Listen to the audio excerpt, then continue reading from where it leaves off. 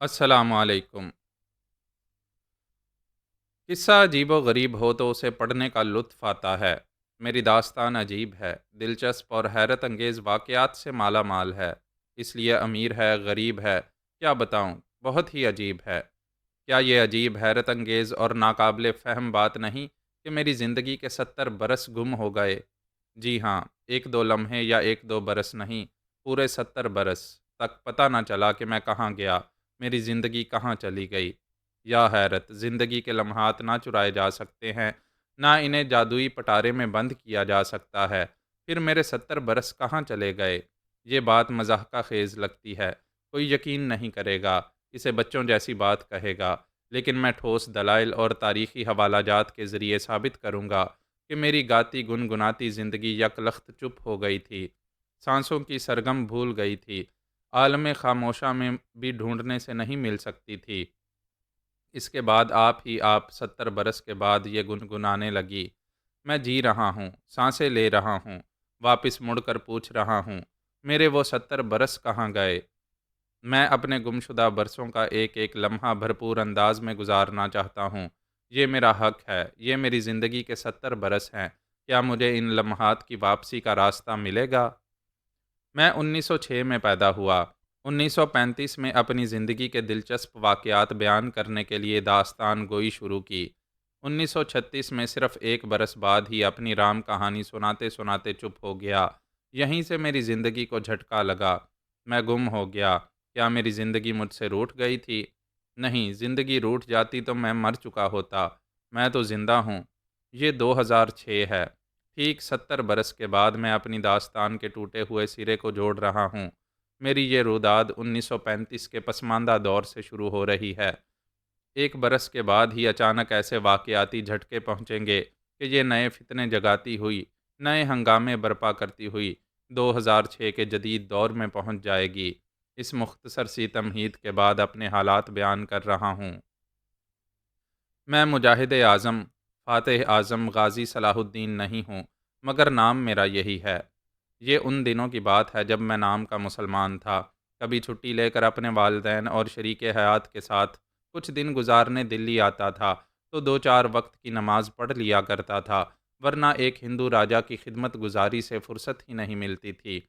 मैं राजगढ़ के राजा महावीर चौहान का अंगरक्षक यानी बॉडीगार्ड था। राजमहल के अंदर और बाहर दर्जनों सिक्योरिटी गार्ड्स थे। वो सब ही राजा के आगे डाल बनकर जान पर खेल जाने वाले सूरमा थे। लेकिन महावीर चौहान मेरी अस्करी सलाहियतों को मानते थे और राजमहल के बाहर हमेशा मुझे अपने साथ रखा करते थे। यकीनन सिक्योरिटी अफसर और तमाम सिक्योरिटी गार्ड मुझसे हसद करते होंगे। राजा का कुर्ब हासिल करने और वक्तन फ़वक्तन इनाम व इकराम हासिल करने के लिए मेरा ओहदा, मेरा मान मर्तबा हासिल करना चाहते होंगे, मगर वो मुँह से कुछ नहीं बोलते थे। उनके साथ बड़ी मजबूरियाँ थीं। वो मेरी तरह जिस्मानी क़ुव्वतों का मुज़ाहरा नहीं कर सकते थे। मुझे फ़ौलाद का मुजस्समा कहते थे। मैं सीने पर लोहे की सलाख़ का एक सिरा रख कर दूसरे सिरे को थाम कर साँस रोकता था, फिर उसे मोड़ देता था। बिखरे हुए सांड से टकरा जाता था। उसके सींगों को गिरफ्त में लेकर उसे ज़मीन पर पछाड़ देता था। सिक्योरिटी गार्ड्स हों या जाने-अनजाने दुश्मन हों, वो मेरे सामने बौने लगते थे। मेरा कद 6 फ़ीट 11 इंच है। वो मुझे देखते थे, फिर यूँ सर झुका लेते थे, जैसे गर्दन दुख रही हो। मैं कहूँगा अल्लाह ताला की मुझ पर ख़ास इनायात हैं। वो मुझ पर मेहरबान है, मैं इंसान हूँ, लेकिन उसने मुझे जंगली बिल्ली की बसारत दी है। मैं अंधेरे में दूर तक देख लेता हूँ। मेरे आसपास कुछ फासले तक खाने-पीने, पहनने, ओढ़ने और दीगर इस्तेमाल की चीज़ें छुपा कर रखी जाएँ, तो मैं उनकी महक पाकर बता देता हूँ कि किस सम्त में मुझसे क्या छुपा कर रखा गया है। खुदा जिसे चाहता है उसे खुदादाद सलाहियतों से मालामाल कर देता है। मेरे सूंघने की हिस्स इतनी तेज़ है कि किसी भी दुश्मन की बू पाकर कब्र तक उसका पीछा करता हूँ। कोई भी हो, एक बार मेरे सामने आकर आहनी पर्दों के पीछे भी चला जाए, तब भी मुझसे छुप नहीं पाता। मैं सोचता था मुझे नमाज़ पढ़नी चाहिए, सजदा शुक्र अदा करना चाहिए, लेकिन राजगढ़ में मुसलमान बहुत कम थे। पूरी आबादी में और राजमहल में हिंदू ही हिंदू थे। मेरे आसपास पूजा पाठ होती रहती थी। एक छोटी सी मस्जिद महल से कुछ फासले पर थी।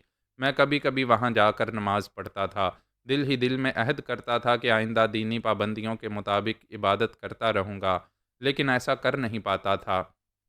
मेरे घर वाले, मेरे बुज़ुर्ग समझाते थे कि मुझे अपने लोगों में, अपने दीनी माहौल में रहना चाहिए। मैं वादा करता था कि जल्द ही नौकरी छोड़कर दिल्ली आ जाऊँगा, अपने लोगों में रहूँगा और पूरी आज़ादी से दीनी फ़राइज़ अदा करता रहूँगा। मगर फिर पता नहीं क्या होता था, मैं अपने वादों को, अपने इरादों को नज़रअंदाज कर देता था। मुझे राजमहल में रहना और राजा साहब के साथ जंगलों में शिकार के लिए जाना बहुत अच्छा लगता था। हम हिंदुस्तान के तमाम जंगलों में और ख़ुसूसन बंगाल के सुंदरबन में रॉयल बंगाल टाइगर का शिकार खेलने जाते थे। कई कभी कई दिनों और कई कई रातों तक किसी शेर को घेरते वक्त बड़े ख़तरात का सामना होता था, और मुझे ख़तरात से खेलना अच्छा लगता है। मैं खूब इंजॉय करता था। राजा साहब की नौकरी छोड़कर और कहीं जाना नहीं चाहता था, और वो भी मुझे नहीं छोड़ते थे। एक राजा की हिफाजत करने और ख़ुद को मोहतात रखने के लिए जैसी गैर मामूली सलाहियतें होनी चाहिए, वो तमाम खूबियाँ मुझ में थीं। राजा महावीर चौहान को मेरे खिलाफ भड़काया जाता था। दीवान जी और दूसरे मुशीर कहते थे, महाराज, आप गाजी को जानिसार कहते हैं। ये तो कोई बात ना हुई। बॉडीगार्ड्स तो जान पर खेलकर ही हिफाजत करते हैं, उनका तो पेशा यही होता है। दीवान जी, उस पर अंधा एतमाद ना करें, वो मुसलमान है और आप चौहान हैं। याद है ना, मुग़लों के दौर में मुसलमान बादशाह किस तरह पृथ्वीराज चौहान के दुश्मन बन गए थे। ये गाज़ी किसी दिन अपनी असलियत ज़रूर दिखाएगा। एक मुशीर ने कहा, आप उस पर इतना ही भरोसा करें जितना एक नौकर पर करना चाहिए। हमारा मशवरा है, आप एक हिंदू बॉडीगार्ड भी अपने साथ रखा करें। महावीर चौहान ने कहा, हाँ, दो चार बॉडीगार्ड्स आगे पीछे हों तो शान बढ़ती है, लेकिन हमारे पीछे गाजी चलता है तो लगता है पहाड़ हमें दुश्मनों से छुपा रहा है। इसके साथ दूसरे बॉडीगार्ड्स चलते हैं तो बौने दिखाई देते हैं। एक मुशीर ने कहा, बौने लगते हैं मगर हिंदू हैं, धर्म वाले हैं। एक मुसलमान से ज़्यादा आपके जानो माल की हिफाजत करेंगे। दीवान जी ने कहा, आप एक बार गाजी को आजमाएं, कभी तजोरी खुली छोड़ दें, फिर देखें वो मुसलमान कैसा बेईमान निकलेगा। जब वो राजा साहब की ख़ास मीटिंग में ऐसे मशवरे देते रहते थे, तब मैं फारिग रहता था। छुट्टी के वक्त महल के बाहर कहीं वक्त गुजारता था और आराम से बैठकर गैर मामूली समात के ज़रिए उनकी बातें सुनता रहता था। मैं इस महल में तन्हा मुसलमान मुलाजिम था। मुझसे अदावत रखने वाले ये सोच भी नहीं सकते थे कि अल्लाह ताला ने मुझे ऐसी गैर मामूली सलाहियतों से नवाजा है।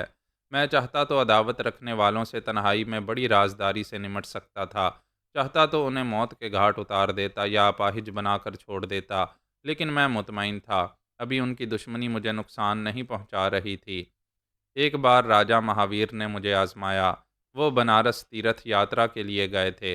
मैं उनके साथ दिन रात रहता था। उन्होंने राजगढ़ वापस आते वक्त मेरे सामान में 10,000 सोने की अशरफियाँ यूं छोड़ दीं जैसे उन्हें रख कर भूल गए हों। फिर उन्होंने महल में आकर दीवान जी से कहा, मुझे याद नहीं आ रहा मैंने 10,000 सोने की अशरफियाँ कहाँ रखी थीं।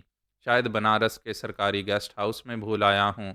दीवान जी धर्मदास ने हैरानी से पूछा, 10,000 सोने की अशरफियाँ? उसका मुंह हैरानी से खुल गया। उसने कहा, गंगा आपके भरोसे का नौकर है, आपके सामान की देखभाल करता है, आपको गाजी पर भी भरोसा है। ज़रूर इन्होंने मिलकर चोरी की होगी या किसी एक ने हाथ की सफाई दिखाई है। इस वक्त दीवाने आम में महल के मुअज़्ज़ज़ अफराद बैठे हुए थे। वो सब ही कह रहे थे कि राजा साहब कहीं भूले नहीं हैं, वो अशरफियाँ चुराई गई हैं और गाजी ही ऐसी मुजरिमाना दलेरी दिखा सकता है। ऐसे ही वक्त मैं अशरफियों से भरी हुई थैलियाँ लेकर वहाँ पहुँचा और उन्हें राजा साहब के कदमों में रख दिया। सबको चुप लग गई। मैंने कहा, इतने लंबे सफ़र में सामान इधर से उधर हो जाता है, पता नहीं कैसे ये थैलियाँ मेरे सामान में आ गईं। राजा साहब ने खुश होकर मेरे शाने को थपक कर एक थैली इनाम के तौर पर मुझे दी। जब मैं हाथ जोड़कर सर झुकाकर वहाँ से चला आया, तो राजा साहब ने महल के मुअज़्ज़ज़ अफराद को देखते हुए कहा, देखा तुम लोगों ने, ये हमारे धर्म का नहीं है मगर सच्चा और ईमान वाला है। ये साबित हो गया है कि वो सब मेरे मुतल्लिक गलत राय रखते हैं। धर्मदास ने हिचकिचाते हुए कहा, महाराज, बात असल में ये है कि किसी को दौलत का लालच होता है, किसी को औरत की हवस होती है। ये देव जैसा मर्द है। मुझे किसी ने कहा था कि ये औरतों का रिश्या है। आपकी 3 रानियां हैं और 7 सुंदर दासियां हैं। इनके अलावा कितनी ही राजघराने की लड़कियां आती जाती रहती हैं। आप इसे राजमहल के अंदर आज़ादी से ना जाने दिया करें। महल में उनकी 3 रानियां थीं। उन्होंने 12 बरस पहले अपने चाचा की बेटी से शादी की थी। वो उसे दिलो जान से चाहते थे। 7 बरसों तक इज़्दवाजी मुसर्रतें हासिल करने के बाद ही वो दूसरी शादी के लिए मजबूर हो गए, क्योंकि पहली रानी से औलाद नहीं हो रही थी। राजगद्दी का कोई वारिस पैदा नहीं हो रहा था। दूसरी रानी शशिकला को मालूम था कि औलाद की खातिर उसे रानी बनाया गया है। अगर वो माँ नहीं बनेगी तो महारानी नहीं कहलाएगी, तलाक हो जाएगी। फिर वो एक दाश्ता की तरह महल के किसी कोने में पड़ी रहेगी। 3 बरस गुजर गए। वो यकीन से कहती रही कि माँ बनने के आसार दिखाई दे रहे हैं। लेकिन राजा साहब तीसरी रानी ले आए। मुकाबला सख्त हो गया कि इनमें से कौन पहले जाननशीन पैदा करेगी। जबकि वहाँ बेटा तो क्या बेटी भी पैदा नहीं हो रही थी। दवाएं और दुआएं रंग लाती हैं। दूसरी रानी शशिकला के पांव भारी हो गए। एक औलाद के बाद दूसरे बच्चों के लिए दुनिया में आने का रास्ता खुल जाता है। सब यही कह रहे थे कि शशिकला पर कुदरत मेहरबान है, अब वो बच्चे पैदा करती रहेगी। पहली रानी तो मायूस हो चुकी थी। 10 बरस गुजरने के बाद भी खेती हरी नहीं हुई थी। अलबत्ता बच्चों ने राजा महावीर का महल देख लिया था। इधर दूसरी रानी शशिकला ने एक बेटी को जन्म दिया, तो तीसरी रानी कलावती 1 बरस के बाद ही बेटा पैदा करके महारानी कहलाने लगी, क्योंकि उसने राजगद्दी का वारिस पैदा किया था। सब ही राजा साहब को खुश होते देख रहे थे। वो माँ बनने वाली रानियों के नाम ज़मीन जायदाद का कुछ हिस्सा लिख रहे थे, मगर उनकी तमाम तवज्जो और तमाम मोहब्बतें पहली रानी के लिए ही थीं। वो अपना ज़्यादा वक्त उसी के साथ गुजारते थे। राजा महावीर को मशवरे दिए जा रहे थे कि मुझे महल से बाहर रानियों और दासियों से दूर रखा जाए। जबकि इनका महल इशरत कदा बना हुआ था, वहाँ इनके कई रिश्तेदार मर्द और जवान औरतें थीं। जब राजा साहब अपनी ख्वाबगाह में किसी रानी या किसी दासी के साथ कुछ वक्त गुजार कर पी पिला कर मदहोश हो जाते थे, तो उनकी गफलत के दौरान तमाम रिश्तेदारों को खुली छुट्टी मिल जाती थी। वहाँ हसीनाओं की कमी नहीं थी। राजघराने के चाचा जी, मामा जी और किसी न किसी रिश्ते से भाई या बहनोई कहलाने वाले खूब पीते पिलाते और ऐश करते रहते थे। बाहर वालों को अंदर की खबर नहीं होती थी, सिर्फ मैं जानता था। महल के एक गोशे में मेरी रिहाइश थी। राजा साहब रात के वक्त भी मुझे अपने करीब रखते थे। मेरे रिहायशी कमरे से एक खुफिया रास्ता उनकी ख्वाबगाह तक गया था। अगर कोई आफत आती थी तो वो घंटी बजाते थे और मैं फ़ौरन ही वहाँ पहुँच जाता था। महल के दूसरे हिस्सों में पहुंचाने वाले दरवाजे रात को मुकफ़्फ़ल रखे जाते थे। मैं भी उधर नहीं जाता था। अपनी आंखों से ये देख नहीं सकता था कि वहाँ कैसी रंगरलियाँ मनाई जा रही हैं। लेकिन कुदरत ने मुझे देखने, सुनने और सूंघने की ऐसी गैर मामूली सलाहियतें अता की थीं कि मैं एक बंद चारदीवारी के अंदर रहकर ना देखते हुए भी बहुत कुछ सुन लेता था, सूंघ लेता था, समझ लेता था।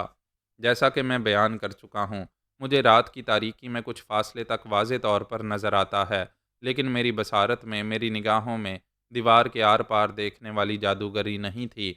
इसलिए मैं महल में रंगरलियां मनाने वालों को आंखों से नहीं देखता था, मगर कानों से उनकी बातें सुन लेता था।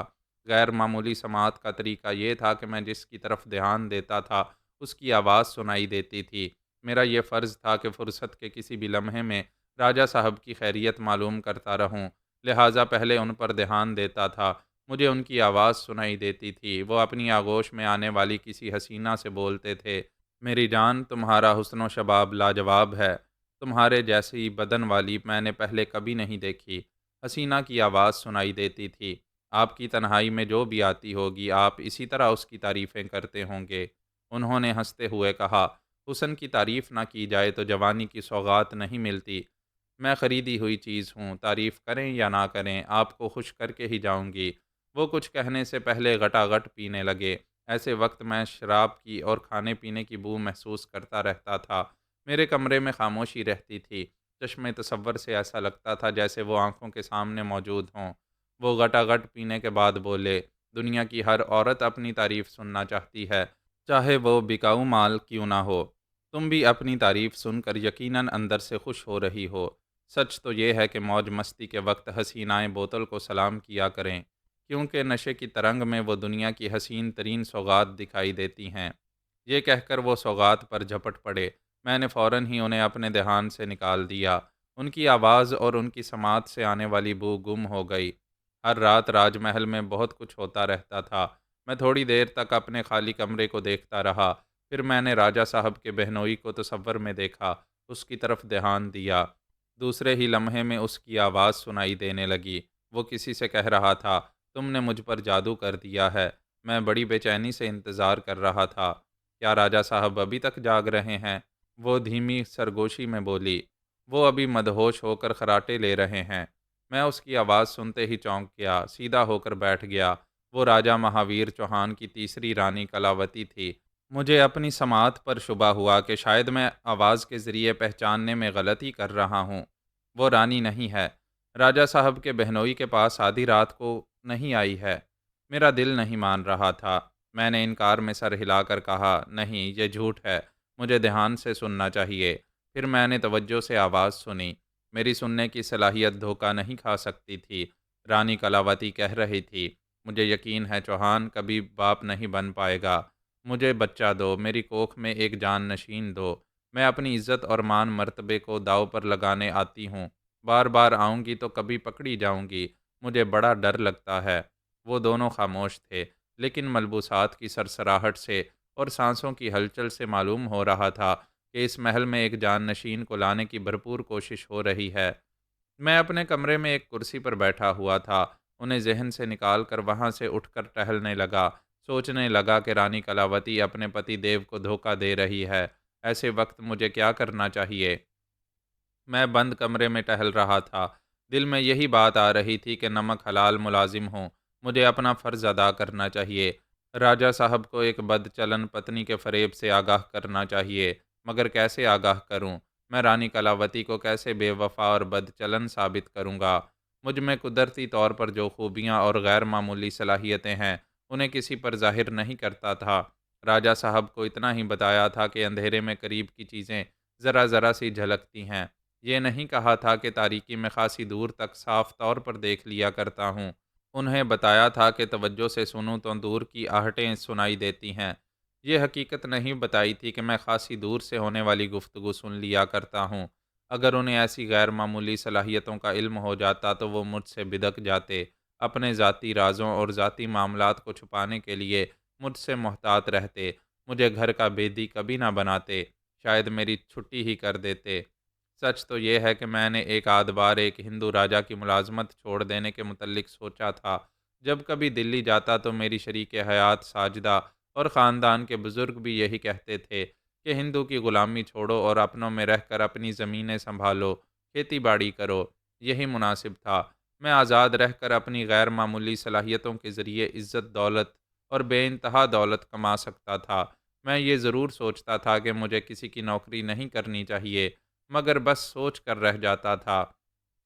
बड़ी अजीब-सी बात थी कि आज़ादी, नेकनामी और ज़्यादा से ज़्यादा दौलत कमाने की राह सुझाई दे रही थी और मैं अमल नहीं कर रहा था।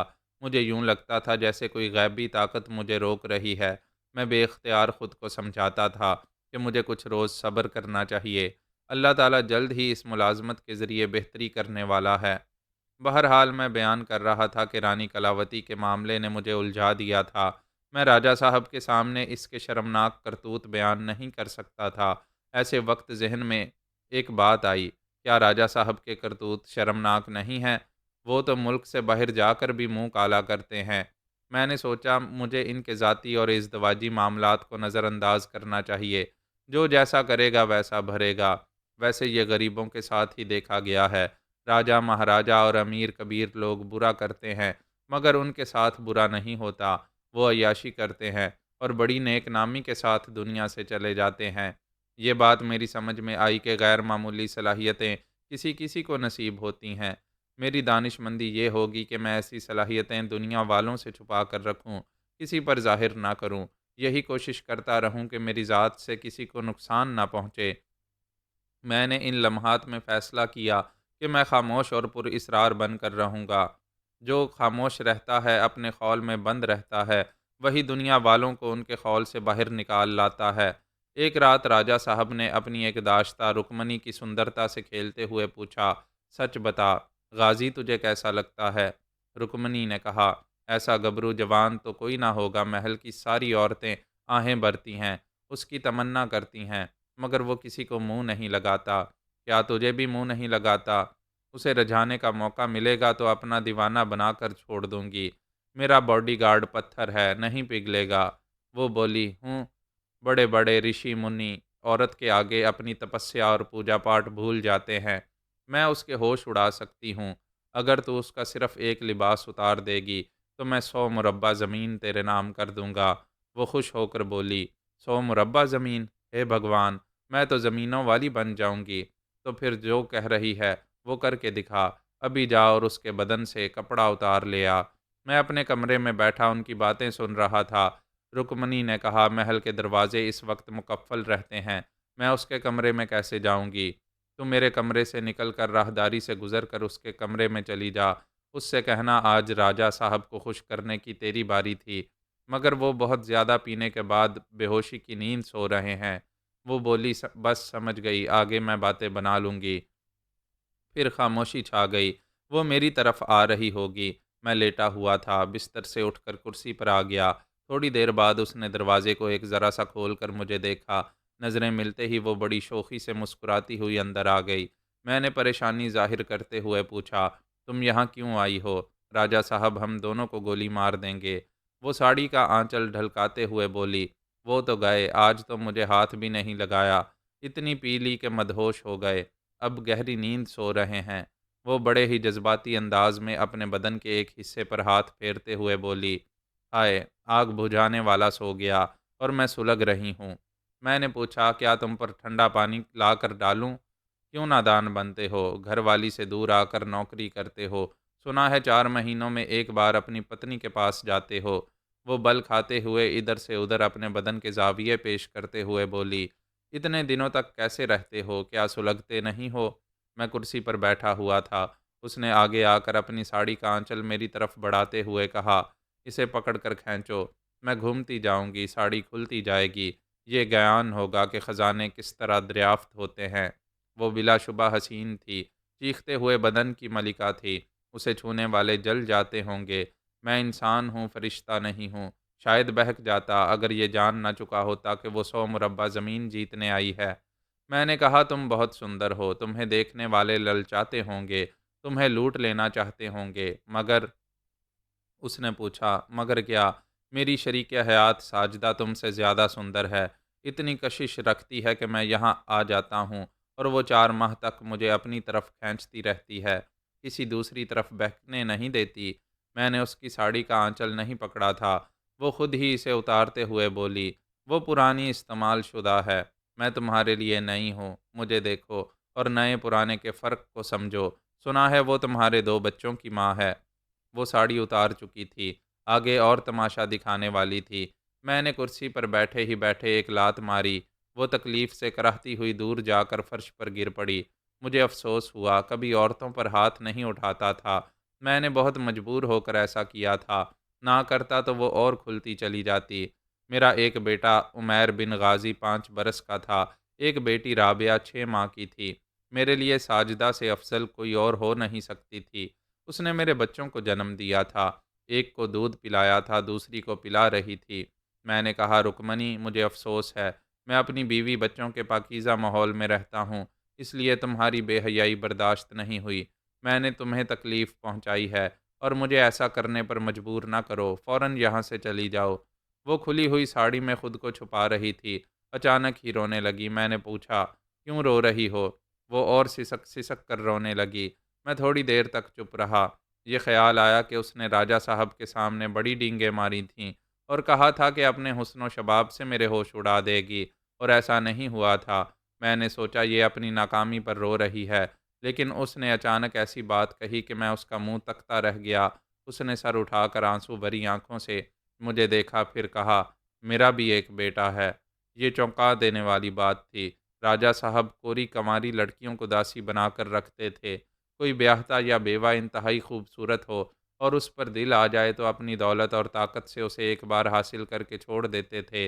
मैंने हैरानी से पूछा, राजा साहब ने तुम्हें कैसे कबूल कर लिया? वो नहीं जानते कि मैं विधवा हूँ और 3 बरस के एक बेटे की माँ हूँ। वो एक गहरी सांस लेकर बोली, हम बहुत गरीब हैं, मेरे दूध नहीं होता था, बच्चे को ऊपरी दूध पिलाने के लिए पैसे नहीं होते थे, माँ मेहनत मजदूरी करती थी। तब मेरे मामा जी ने मशवरा दिया कि वो मुझे किसी तरह महल में पहुंचाएंगे। और राजा साहब मेरी सुंदरता को देखकर हमारी रोजी रोटी का वसीला बन जाएंगे। मैंने कहा, राजा साहब ने घाट घाट का पानी पिया है, वो धोखा कैसे खा गए? मेरे बापू वैद्य थे, उन्होंने जड़ी बूटियों से ऐसी दवा तैयार की थी जिसे इस्तेमाल करने के बाद मैं फिर पहले जैसी हो गई हूँ। किसी पहलू से भी देखो, परखो, कंवारी ही लगती हूँ। यकीनन ऐसा ही होगा। इसीलिए राजा साहब एक बेवा और एक बच्चे की माँ से धोखा खा रहे थे। उसने कहा, मेरा बच्चा यहाँ से बहुत दूर अपनी नानी के पास पल रहा है। वो तीनों वक्त अच्छा खाता पीता और पहनता है। फिर उसकी आंखों से आंसू बहने लगे। उसने कहा, बापू की दवा ज़्यादा दिनों तक काम नहीं आएगी। जवानी का जोर और लहू की गर्मी समय के साथ साथ ख़त्म होने को है। जब काम की नहीं रहूंगी तो राजा साहब 10-5 हज़ार रुपये देकर यहाँ से निकाल देंगे। वो एक गहरी सांस लेकर बोली, इस रकम से मैं किसी तरह गुजारा कर लूँगी, लेकिन मेरे बेटे को जवान होना है, एक अच्छी खाती पीती ज़िंदगी गुजारना है, उसका क्या बनेगा?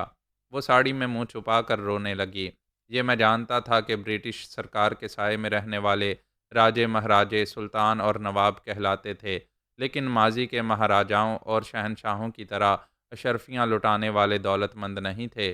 महावीर चौहान जैसे राजा बहुत हिसाब किताब से नाप तोल कर अयाशी करते थे। रुक्मणी महल से निकाले जाने के बाद फिर मोहताजी की ज़िंदगी गुजारने वाली थी। वो रोते रोते बोली, अभी मैं तुम्हें अपना दीवाना बना देती और तुम्हारा उतारा हुआ लिबास राजा साहब के पास पहुंचा देती, तो वो 100 मुरब्बा ज़मीन मेरे नाम लिख देते। मैंने अनजान बनकर पूछा, क्या राजा साहब ने तुम्हें मेरे पास भेजा है? हाँ, मगर तुम्हारे खुदा का वास्ता देती हूँ, ये बात उनसे ना कहना, वरना वो मुझे ज़िंदा नहीं छोड़ेंगे। मैंने तायीद में सर हिलाया। हाँ, वो एक राजा हैं, उन्होंने एक दलाल की तरह तुम्हें मेरे पास भेजा है। वो नहीं चाहेंगे कि मुझे ये बात मालूम हो। अगर मालूम होगी तो वो अपनी हद तक महसूस करेंगे। उनका मान रहना चाहिए कि वो इस मामले में अनजान हैं। वो फिर रोने लगी, कहने लगी, लेकिन मैं 100 मुरब्बे हार चुकी हूँ। मेरे बेटे के जीवन में जो खेती बाड़ी, जो खुशहाली आने की थी, अब नहीं आएगी। मुझे उस पर तरस आ रहा था। मैंने कहा, मुझे अफ़सोस है, मैं इस सिलसिले में क्या कर सकता हूँ? किस तरह तुम्हारे बेटे के काम आ सकता हूँ? तुम चाहो तो दयालु बन सकते हो, मेहरबान हो सकते हो। अगर मैं कुछ कर सकता हूँ तो ज़रूर करूँगा, बोलो, किस तरह तुम्हारे काम आ सकता हूँ? उसने सर उठाकर मुझे देखा। उसकी आंखें आंसुओं से भरी हुई थीं। वो बोली, तुम अपना ये लिबास उतार कर मुझे दे दो। मैंने नागवारी से पूछा, ये क्या कह रही हो? वो बोली, तुम अय्याश और बदकार नहीं हो। मैं भगवान से प्रार्थना करती हूँ कि तुम्हारी पारसाई हमेशा कायम रहे। आज तुम मेरे लिए ज़रा सी बदनामी मोल लेकर अपनी ये पतलून मुझे देकर नेकी कमा सकते हो। मैं सोच में पड़ गया। वो मुझे नुकसान पहुंचाने वाला मुतालबा कर रही थी। मैं अपनी उतरन उसे देकर राजा साहब के आगे ये साबित कर देता कि रुक्मणी के साथ गुनहगार बन चुका हूँ। वो बोली, मेरे लिए हमदर्दी से सोचोगे तो गुनहगार कहलाकर गरीबों को ज़मींदार बना दोगे। वाकई मेरी एक ज़रा सी हमदर्दी से वो माँ बेटे 100 मुरब्बा ज़मीन के मालिक बन सकते थे।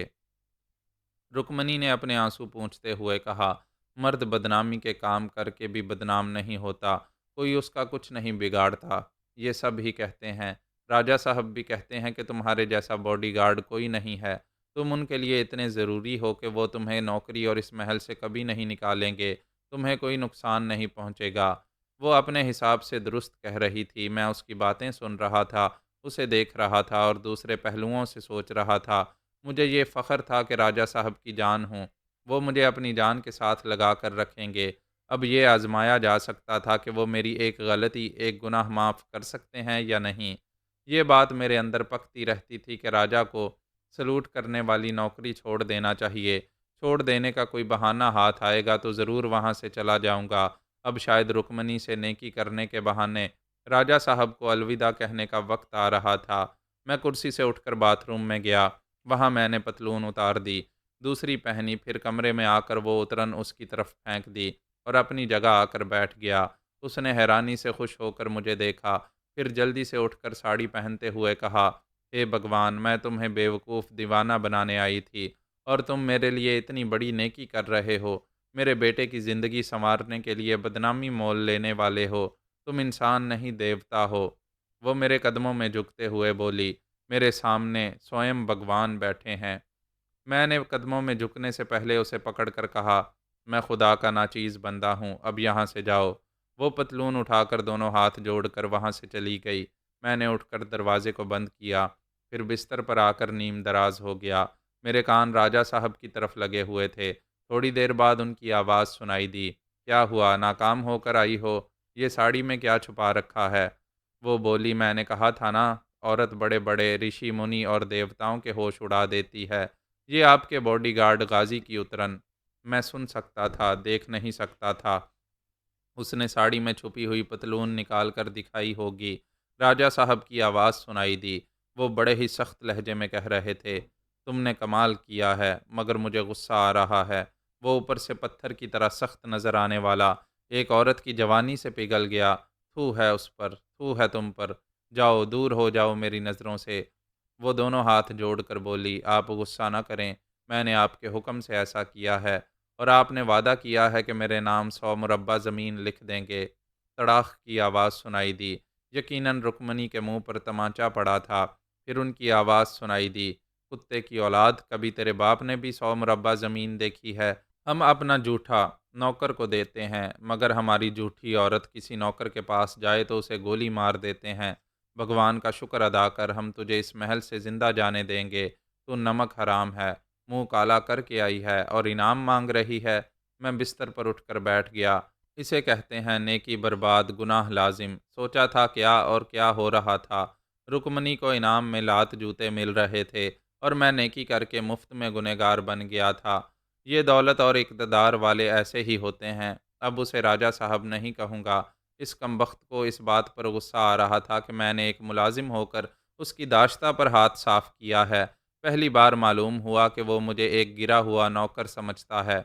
ये तो मोटी अकल से भी सोचा जा सकता था कि मैं मुलाजमत कर रहा था तो फिर नौकर ही कहलाऊँगा, और नौकरों को तो पाँव की जूती ही समझा जाता है। मैं बैठे-बैठे पहलू बदलने लगा, गोया पेचोताब खाने लगा। मेरे अंदर बगावत का धुआं भर रहा था। मैं अभी वहाँ जाकर खूब बातें सुनाना चाहता था। उसकी नौकरी को ठुकरा कर अभी वहाँ से जाना चाहता था। मैं बिस्तर पर बैठा था, गुस्से से बागियाना अंदाज में सोच रहा था, मगर अपनी जगह से उठ नहीं रहा था। यकीन से तो नहीं कह सकता था, मगर ऐसा लगता था कोई गैबी ताकत मुझे वो मुलाजमत छोड़ने से रोकती रहती है। इन लम्हात में मेरी ज़हानत कह रही थी कि मुलाजमत छोड़ने में पहल ना करो। इस सिलसिले में पहले महावीर को कुछ कहने दो। मैं इस महल में और राजगढ़ में रहकर उससे ऊंची आवाज़ में बात नहीं कर सकता था। वो कई तरह के इल्ज़ामात लगाकर मुझे आहनी सलाखों के पीछे फेंक सकता था। अस्करी हिकमत अमली के ख़िलाफ़ उसके दर्जनों मुसल्ला गार्ड्स से तनहा लड़कर ख़ुद को बागी साबित करने की हमाकत करता, तो अंग्रेज़ सरकार के कानून का फंदा अपनी गर्दन में डाल लेता। मैं कई पहलुओं से सोच रहा था, और महावीर के ख़िलाफ़ कोई कदम नहीं उठा रहा था। इंतज़ार कर रहा था कि वो गुस्से में है और मेरी तरफ आने ही वाला है। उसने एक दाश्ता को लात जूते मारकर वहाँ से निकाल दिया था। मुझे इस औरत के लिए जितना करना था, इससे ज़्यादा कर चुका था। फ़िलहाल उसकी हमायत में कुछ ना बोल सकता था, ना कुछ कर सकता था।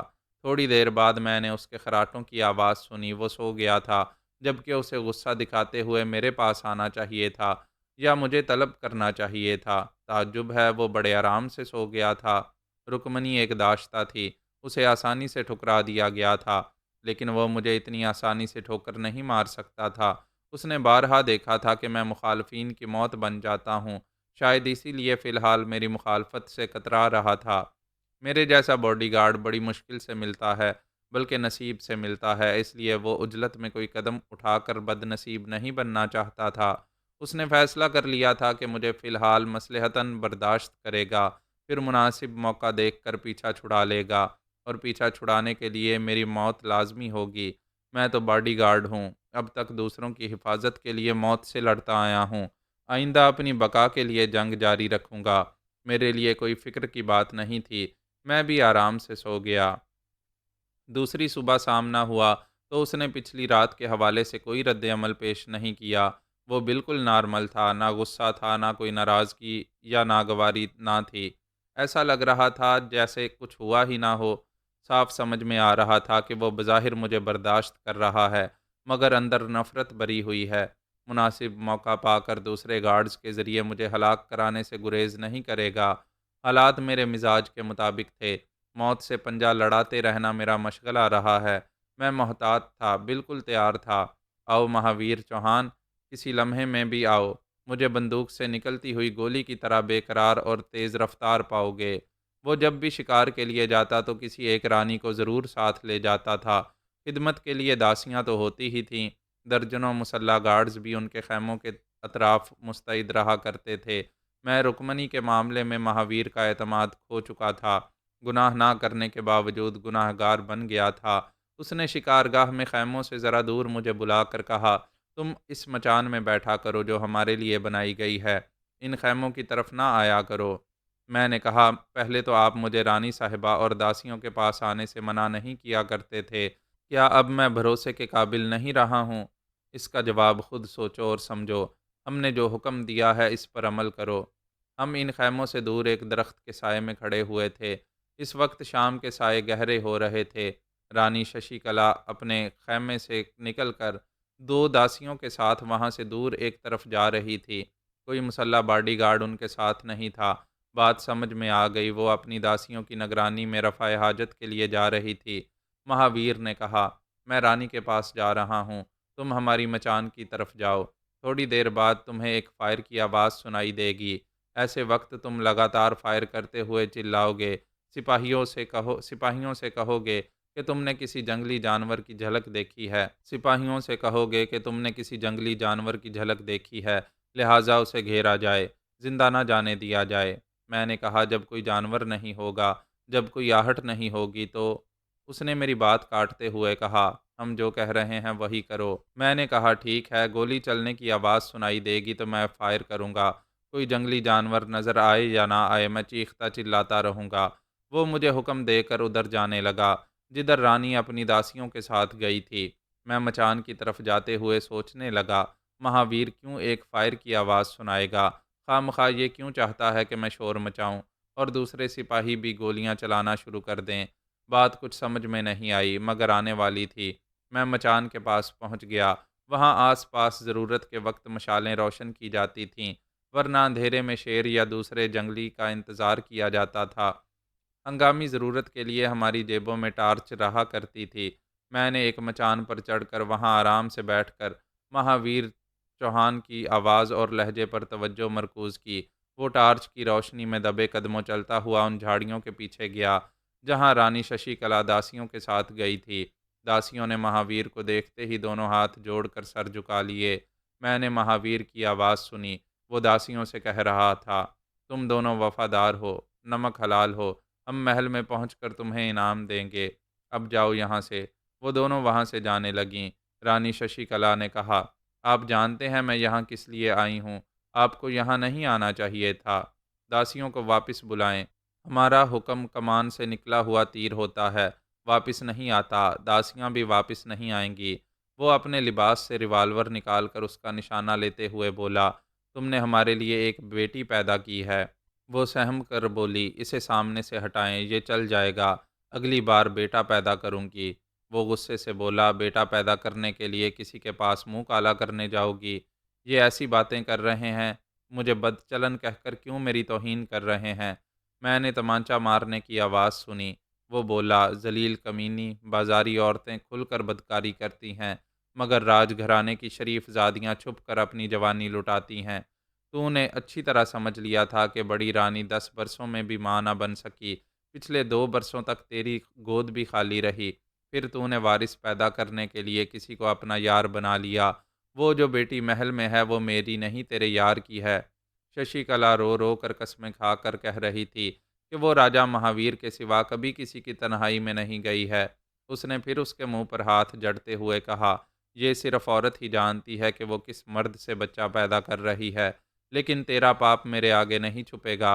मैं पक्के सबूत के साथ जानता हूँ कि वो बेटी मेरी नहीं है। वो रोते हुए बोली, क्या सबूत है आपके पास?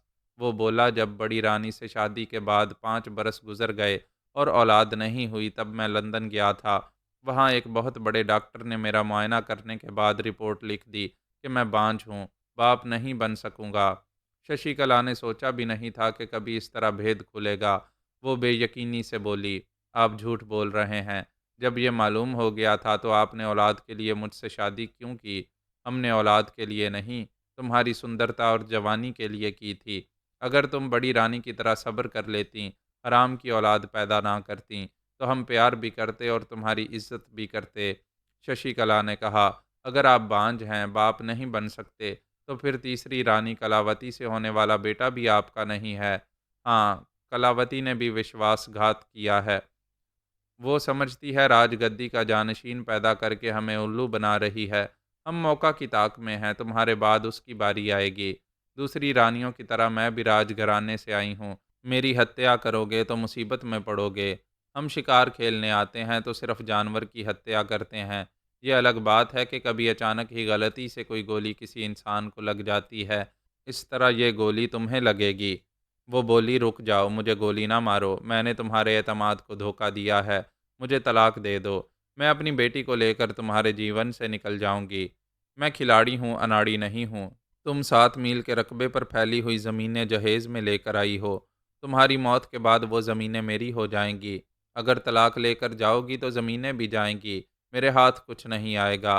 उसकी बात ख़त्म होते ही मैंने ठाएं से गोली चलने की आवाज़ सुनी। इसके साथ ही शशिकला की आखिरी चीख सुनाई दी। मैं मचान से निकलकर दरख्त से उतर कर नीचे आ गया। महावीर ने कहा था कि मैं फायर की आवाज़ सुनते ही गोली चलाऊं और चीखना शुरू कर दूं। लिहाजा मुझे फायर करना था और चीखते हुए ये कहना था कि मैंने किसी जंगली जानवर को भागते हुए देखा है। गोया शशिकला के कत्ल में मुझे महावीर का साथ देना था। ये साबित करना था कि जिस वक्त एक जंगली जानवर पर गोलियां चलाई जा रही थीं, उस वक्त शशिकला रफ़ाए हाजत के लिए गई हुई थी, वहीं गोलियों की जद में आ गई। अभी तो मेरा यह फ़र्ज़ था कि उसके हुक्म की तामील करूं, इसके फायर की आवाज़ सुनते ही यहाँ से गोली चलाऊं। उसने जो कहा वही करता रहूं, लेकिन मैं चुप खड़ा था। इस कश्मकश में मुब्तला था कि शशिकला के कत्ल के सिलसिले में उसका साथ देना चाहिए या नहीं। मैं हुक्म की तामील करने में देर कर रहा था, गोया हुक्म अदूली कर रहा था। आगे बात बिगड़ने वाली थी। ऐसे वक्त दूसरे मचान से एक सिपाही ने चीख कर कहा, कहीं से गोली चली है, ज़रूर कोई बात है। ये कहते ही उसने जवाबन गोली चलाई। इत्तफाकन किसी जानवर के भागने की आवाज़ सुनाई दी। फिर तो कई मचानों से कई तरफ से फायर की आवाज़ें आने लगीं। कई टार्च की रोशनियां अंधेरे को दूर करने लगीं। इस तरह मेरा बागियाना अंदाज जाहिर ना हो सका। उधर महावीर ने यही समझा कि मैंने उसके फायर के जवाब में फायर किया है। मैं उसके हुक्म की तामील कर रहा हूँ। कुदरत की ये मंशा थी कि अभी मेरे और उसके दरमियान नफ़रत और कशीदगी पैदा ना हो, अभी अलहदगी ना हो। इसीलिए एक जंगली जानवर इत्तफाकन उधर निकल आया, फिर फायरिंग से बचता हुआ कहीं निकल गया था।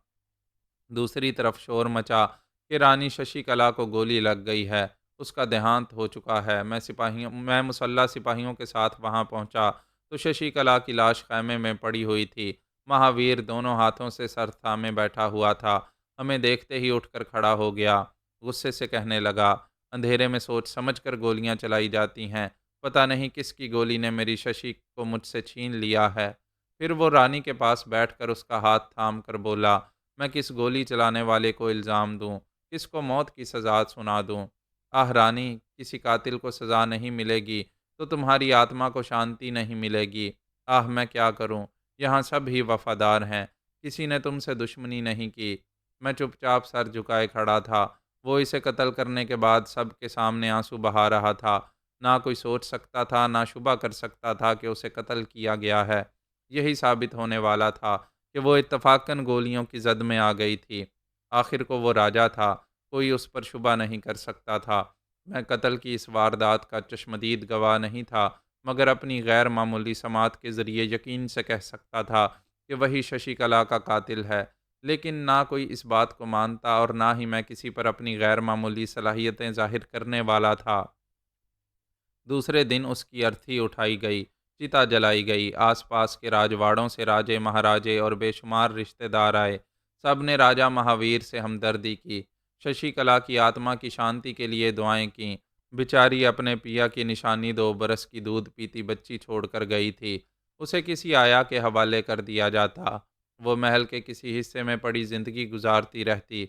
आखिर उसकी माँ जहेज में लाई हुई ज़मीन जायदाद राजा साहब को देकर गई थी। इसके एवज़ एक बच्ची की परवरिश महंगी ना पड़ती।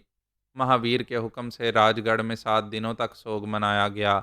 जाने वाले खाम किसी बहाने जान से जाएं। जाने के बाद दुनियावी दस्तूर के मुताबिक मातम करते हुए उन्हें याद किया जाता है। एक रात महावीर चौहान खूब पी रहा था। उसने मुझे बुलाकर घूरते हुए देखा, फिर पूछा, तुम्हारे दिल में क्या है?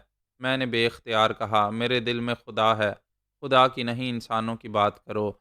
ये बताओ, तुम मुझे छुप छुप कर घूर घूर कर क्यों देखते हो? जब कभी नज़रें मिलती हैं तो मुंह फेर लेते हो। सच बोलो, तुम्हारे दिल में क्या है? यही मैं पूछता हूँ, आपके दिल में क्या है? क्या ये समझते हैं कि मैंने आपकी दासी रुक्मणी के साथ पाप किया है? वो तड़ख कर बोला, किया नहीं। ये देखो कि हमारा कितना बड़ा दिल है। हम जानते हुए भी अनजान बन गए। तुम्हें माफ़ कर दिया। मैंने रस्मी तौर पर एक मुलाजिम की हैसियत से कहा, आपकी मेहरबानी। तुम ये बताओ, हमसे क्या शिकायत है? हमें छुप छुप कर घूर घूर कर क्यों देखते हो? इसलिए कि मैं आपके एक भेद का, एक जुर्म का चश्मदीद गवाह हूँ। उसने सवालिया नज़रों से मुझे देखा। मैंने कहा, मैंने अपनी आंखों से देखा है। आपने रानी शशिकला को गोली मारी थी। उसने चौंक कर मुझे देखा। वो कुर्सी पर बैठा हुआ था, नशे की हालत में आगे पीछे झूम रहा था। उसने गुस्से से पूछा, क्या बकवास कर रहे हो? मैंने झूठ कहा। जिस वक्त आप रानी से बातें कर रहे थे, फिर उसे गोली मारी, उस वक्त मैं वहाँ ज़रा एक दूर झाड़ियों के पीछे छुपा हुआ था। तुम झूठ बोल रहे हो। तुमने मेरे फायर की आवाज़ में कहीं दूर से गोली चलाई थी। वो मैंने नहीं, एक सिपाही ने फायर किया था। दरअसल मैं आपके इरादे को भांप गया था, इसलिए मचान की तरफ नहीं था, आपका पीछा करता हुआ वहाँ झाड़ियों के पीछे छुप गया था। वो थोड़ी देर तक मुझे घूर कर देखता रहा, फिर एक घूंट पीने के बाद बोला, ठीक है, तुम चश्मदीद गवाह हो। आगे बोलो, क्या इरादा है? क्या मुझसे दुश्मनी करोगे? क्या ये ऐलान करोगे कि मैं शशिकला का हत्यारा हूँ? नहीं। कहाँ एक राजा और कहाँ ये नौकर? मैं नौकरी छोड़कर जाना चाहता हूँ। तुम्हें छोड़ना होता तो हम उसी रात छोड़ देते, जब तुमने हमारी दासी के साथ मुंह काला किया था। यहाँ की हर चीज़ तुम्हारे लिए एक अमानत है। तुमने अमानत में खयानत की। हमें यकीन है आइंदा तुम ऐसी गलती नहीं करोगे। यहाँ से जाने का ख्याल दिल से निकाल दो। मैं कुछ ना बोला, सर झुकाए खड़ा रहा। उसने कहा, तुम हमारे भेदी बन गए हो। क्या तुमने हमारी शशिकला से होने वाली बातें भी सुनी थीं? मैंने हाँ के अंदाज में सर हिलाया। उसने कहा, फिर तो ये मानते हो कि वो रानी बदचलन और बेवफा थी। उसने एक हराम की बच्ची पैदा करके हमें बाप बनाया, धोखा देना चाहा। जी हाँ, मैंने सब कुछ सुना है। वो आपसे तलाक मांग रही थी, आप उसे छोड़ देते, जाने देते, उसकी हत्या ना करते। तुमने ये भी सुना होगा कि हमने उसकी हत्या क्यों की। वो जहेज़ में जो कुछ लाई थी, उसे हम मुनाफा के तौर पर हासिल करना चाहते थे, लिहाजा उसकी मौत लाजमी थी। फिर तो रानी कलावती भी आपको फ़रेब दे रही है। उसने जो बेटा पैदा किया है, वो आपका नहीं है। वो शीशे के जाम को मुंह लगाकर कई घूंट पीने के बाद बोला, हाँ, अब उसकी बारी है। इन औरतों ने फ़रेब देकर इनसे पीछा छुड़ाने का माकूल जवाज़ पैदा किया है। इन दोनों से दिल भर चुका है। ये जाएंगी तो और नहीं आएंगी। वो खाली जाम को भरते हुए बोला, हसीन औरत बस एक रात की शायरी होती है। सुहाग रात में कली बन कर आती है, दूसरी सुबह फूल बन कर खिलती है। हमें गोभी का फूल दिखाई देती है। वो एक घूंट पीकर बोला, महल में जितने गुलदान हैं, रोज़ सुबह इनमें ताज़ा फूल महकते हैं, तो फिर हमारी आगोश के गुलदान में एक ही फूल क्यों खिलता रहे? दूसरी तीसरी कली क्यों ना आए? वो हंसने लगा। हिंदुस्तान के राजा और नवाब ऐसे ही अय्याश थे। ब्रिटिश सरकार अंग्रेज़ बहादुर के साए में परवरिश पा रहे थे। उनकी वफादारी और ताबेदारी ये थी कि वह अपने राजवाड़े की तमाम जनता को ताज बरतानिया का वफादार बनाकर रखते थे। ये काम राजा की फौज करती थी और वो अय्याशी करते थे, शराबो शबाब में मस्त रहते थे। राजा महावीर भी यही कर रहा था। मैं चुपचाप सर झुकाए सुन रहा था। उसने कहा, इस बार हमारा काम तुम करोगे, रानी कलावती को ठिकाने लगाओगे। मैंने चौंक कर उसे देखा, फिर कहा, बच्चा अभी दूध पी रहा है, उसे माँ की छाती से अलग ना करें, तलाक देकर मैके भेज दें। वो इनकार में सर हिलाते हुए बोला, रानी अपने बदन को खूबसूरत बनाए रखती है, कहती है दूध पिलाने से बदन ढलक जाएगा। उसने पहले 2 माह तक बच्चे को बकरी का दूध पिलाया, अब वो गाय का दूध पी रहा है। माँ के बगैर जी लेगा। हमारी औलाद नहीं हो सकती, वारिस ज़रूरी है। हमारी बड़ी रानी इस बच्चे को संभाल लेगी। उसने 2 घूंट पीकर मुझे घूरते हुए पूछा, तुम हमारा हुक्म टालना चाहते हो? मैंने हिचकिचाते हुए कहा, सरकार, मैंने कभी आपके किसी हुक्म से इनकार नहीं किया, मगर आप मेरी मर्दानगी का, मेरे असूलों का ख्याल करें। मैंने कभी किसी औरत पर हाथ नहीं उठाया। आपकी आपके कई वफादार गार्ड्स हैं, उनमें से कोई ये काम कर सकता है। वो मेज़ पर गिलास पटकते हुए बोला, तुम हमारे हुक्म से इनकार कर रहे हो? मैं गुस्ताखी नहीं कर रहा, इल्तिजा कर रहा हूँ। नौकरी छोड़कर जाना चाहता हूँ। आप नहीं चाहते इसलिए नहीं जा रहा हूँ। इसी शर्त पर ताबेदार बनकर रहूँगा कि मुझसे किसी औरत की हत्या ना कराएंगे। वो सुन रहा था और सोच रहा था। धीमा पड़ गया था। फिर उसने सर हिलाकर कहा, हम इस मामले में किसी भी गार्ड को अपना भेदी नहीं बनाएंगे। खुद ही रानी कलावती से मुक्ति हासिल करेंगे। वो ज़रा चुप हुआ, एक एक घूंट पीता रहा, सोचता रहा, फिर बोला, अगले रविवार को छोटी रानी के मैके में गणपति पूजा है। तुम हमारे साथ चलोगे? हमारा ख्याल है हम वहाँ अपने मकसद में कामयाब हो सकेंगे। अब जाओ यहाँ से, हम खूब सोच समझ कर मंसूबा बनाएंगे। शिकार खेलते वक्त और दुश्मनों से मुकाबला करते वक्त मैं दरिंदा बन जाता था, किसी पर रहम नहीं करता था। जो काटने आता था उसे कुत्ते की मौत मार डालता था, लेकिन खामखा किसी की ज़िंदगी से नहीं खेलता था। राजा चौहान की ज़िंदगी में आने वाली रानियों से मुझे दिली हमदर्दी थी।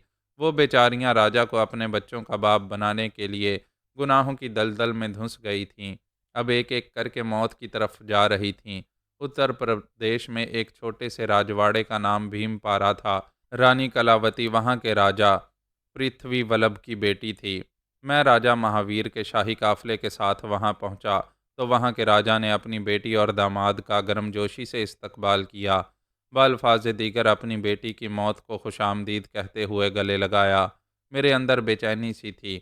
मेरा ज़मीर कह रहा था कि रानी खामखा जान से जाएगी, इसके लिए कुछ करना चाहिए, और इसकी जान बचाने के लिए, उसके साथ नेकी करने के लिए महावीर के इरादों के खिलाफ कदम उठाना ज़रूरी था। वो रानी मेरी कोई सगी नहीं थी, बहुत ही मगरूर थी, मुझसे सीधे मुंह बात नहीं करती थी। इसके बावजूद किसी हराम मौत मरने वाली को बचाना नेकी भी थी और मर्दानगी भी, और ईमान का तकाजा था कि जिसके लिए अच्छाई करो उसका बुरा पहलू ना देखो, नेकी करो और दरिया में डाल दो। कलावती की छोटी बहन फूलवती लंदन से तालीम हासिल करके आई थी। एक तो राजकुमारी थी, फिर 7 समंदर पार से आई थी। ऐसा हुस्न जमाल लेकर आई थी कि मैंने उसे देखा तो बड़ी देर तक देखता रह गया। बड़ा ही दमकता हुआ हुस्न था और गरजती हुई जवानी थी। ज़ुबान बेज़ुबानी से कहती थी, मैं सिर्फ गरजती नहीं, बरसती भी हूँ। राजा चौहान ने उसे देखा तो हज़ार जान से आशिक हो गया। ये इरादा और पुख्ता हो गया कि रानी कलावती से पीछा छुड़ाना ही होगा। वो मरेगी तो राजा बहादुर अपनी हसीन और जमील साली से ब्याह रचा सकेंगे। मैं कशमकश में था। ऐसी कोई तदबीर सुझाई नहीं दे रही थी कि कलावती की जान भी बचा लेता और महावीर को खबर भी ना होती कि रानी कैसे बच गई। उसे ये कभी मालूम ना होता कि उसकी नाकामी के पीछे मेरा हाथ रहा है, लेकिन ऐसी कोई तदबीर जहन में नहीं आ रही थी। ऐसे वक्त फूलवती लंदन से आकर हालात को एक नए मोड़ पर ले आई। ये तो मैं देखता आया था कि मेरे कद और डेल डोल के आगे औरतें दिल हार जाती हैं, लेकिन पहली बार ये देखा कि राजघराने की एक दोशीज़ा अपना दिल हार गई। मुझसे सामना हुआ तो गर्दन उठाकर हैरानी से बोली, ओह गॉड, तुम ज़मीन पर हो मगर आसमान लगते हो। तुम्हें सर से पाँव तक देखने के लिए आसमान तक देखना पड़ता है। मैं उसे झुकी झुकी नज़रों से देख रहा था। सिपाही था, शिकारी था, दुश्मनों से पंजे लड़ाना जानता था, शायरी नहीं जानता था, मगर इन लम्हात में दिल कर रहा था कोई अच्छा सा शेर, कोई अच्छा सा गीत याद आ जाए और मैं गुनगुनाने लगूं। अब तक मेरी निगाहों के सामने कितने ही गुल खिलते रहे, लेकिन मैंने कभी गुलचीनी नहीं की, सिर्फ अपनी शरीक हयात साजदा पर इक्तफ़ा करता रहा। मेरा मिजाज ही ऐसा था, भंवरा बनकर कली कली नहीं मंडलाता था, मगर अब मेरे मिजाज के खिलाफ कुछ होने वाला था। ज़मीने चमन गुल खिलाती है क्या क्या, बदलता है रंग आसमां कैसे कैसे। अब रंग और ढंग कैसे बदलने वाले थे, ये आगे जाकर मालूम होने वाला था। फूलवती मुझसे मुतासिर होकर सर से पाँव तक बार बार देख रही थी और कह रही थी, तुम आदमी नहीं, द्यो लगते हो। मुझे जल्दी से ये बताओ, क्या तुम्हारा नाम जी और एस से शुरू होता है। मैंने इस्बात में सर हिलाकर कहा, हाँ, मेरा नाम गाज़ी सलाहुद्दीन है। अच्छा, तो तुम मुसलमान हो? फिर तो बिल्कुल वही हो। मैंने पूछा, वही कौन? डॉक्टर डॉगलस ने कहा था कि जिसका नाम जी और एस से शुरू होगा, वो मेरी ज़िंदगी में आएगा और वो मुसलमान होगा। ये डॉक्टर डॉगलस कौन है? लंदन के बहुत ही मशहूर व मारूफ पामिस्ट हैं और सितारों की चाल को समझने वाले बहुत बड़े ज्योतिषी हैं। उन्होंने कहा था। वो कहते कहते रुक गई, फिर बड़ी शोख अदाओं से बल खाकर दूसरी तरफ घूम गई। चंद कदम तक उसकी कमर बल खाती गई, फिर वो सर को झटक कर परांदे वाली चूटी को लहराते हुए बोली, मैं क्यों बताऊं कि पामिस्ट ने क्या कहा है। जो बात वो कहता है पत्थर की लकीर होती है। उसने झुककर ज़मीन से एक नन्हा सा कैंकर उठाकर मुझे देखा, फिर कैंकर मारते हुए बोली, वाह क्या बात है। यहाँ आते ही उसकी पेशगोई रंग दिखा रही है। मैं चुपचाप खड़ा उसे देख रहा था। उसकी अदाएं बड़ी पुरकशिश थीं। मैं बंदूक की गोली और तलवार की काट जानता हूँ। पहली बार अदाओं की काट से अपने दिल की काट छाँट होते देख रहा था। अगरचे उसने खुलकर कुछ नहीं कहा था, फिर भी एक नजूमी के हवाले से बहुत कुछ कह चुकी थी। उसने दूर ही से अपना एक हाथ बढ़ाकर हथेली फैलाकर कहा, जो इन रेखाओं में है, इसे मैंने देख लिया है। अब कहीं जाने नहीं दूंगी, अपनी मुट्ठी में बंद करके रखूंगी। उसने मुट्ठी बंद करते हुए मुझे देखते हुए एक गहरी सांस ली। अंदाज ऐसा ही था जैसे मुझे अपने अंदर खींच रही हो। फिर वो गुनगुनाती हुई, लहराती, बल खाती हुई महल के अंदर जाकर नज़रों से ओझल हो गई। मैं महल के गार्डन में था। वहीं पत्थर के बने हुए एक बेंच पर बैठ गया। पहले तो रानी कलावती के मामले में उलझा हुआ था। ये फैसला नहीं कर पा रहा था कि उसे हराम मौत से बचाने के लिए कुछ करना चाहिए या महज तमाशाई बनकर रहना चाहिए। ऐसे में फूलवती एक नया मसला बनकर एक खुले हुए चैलेंज की तरह सामने आ गई थी। ये बात समझ में आ रही थी कि कलावती जिंदा रहेगी तो राजा महावीर उसकी बहन से कभी शादी नहीं कर सकेगा। अगरचे वो मोहब्बत के हवाले से आ रही थी, मगर एक राजकुमारी और एक मुलाजिम की मोहब्बत पिनपने वाली नहीं थी। तरह तरह की मुश्किलात और जानलेवा अदावतें जन्म लेने वाली थीं। अभी मैं नहीं जानता था कि राजहट के असूलों पर परवान चढ़ने वाली ज़िद्दी राजकुमारी क्या गुल खिलाने वाली है। उसने वजाहत से ये नहीं बताया था कि लंदन के मशहूर पामिस्ट ने उससे क्या कहा है। वैसे ये मालूम हो गया कि इस राजकुमारी की ज़िंदगी में जिस शख्स को अहमियत दी गई है, उसके नाम के पहले हर्फ जी और एस से हैं, और वो डॉक्टर डोगलस की इस पेशगोई के बायस मुझसे मुतासिर हो रही थी। शायद मेरे बारे में और बहुत कुछ मालूम करने के लिए रह गया हो, इसीलिए जल्द ही मुझसे कतरा कर चली गई थी। मेरे लिए लम्हा फ़िक्रिया था। राजा चौहान को मालूम होता कि वो मेरी तरफ माइल हो रही है, तो वो अपने बॉडीगार्ड का रकीब बनने की तौहीन बर्दाश्त ना करता, मुझे गोली मार देता। अगर मैं बच निकलता तो अपने वसी इख्तियारात के ज़रिए मेरा जीना हराम कर देता। अभी ये समझ में नहीं आ रहा था कि मौजूदा हालात में क्या करना चाहिए।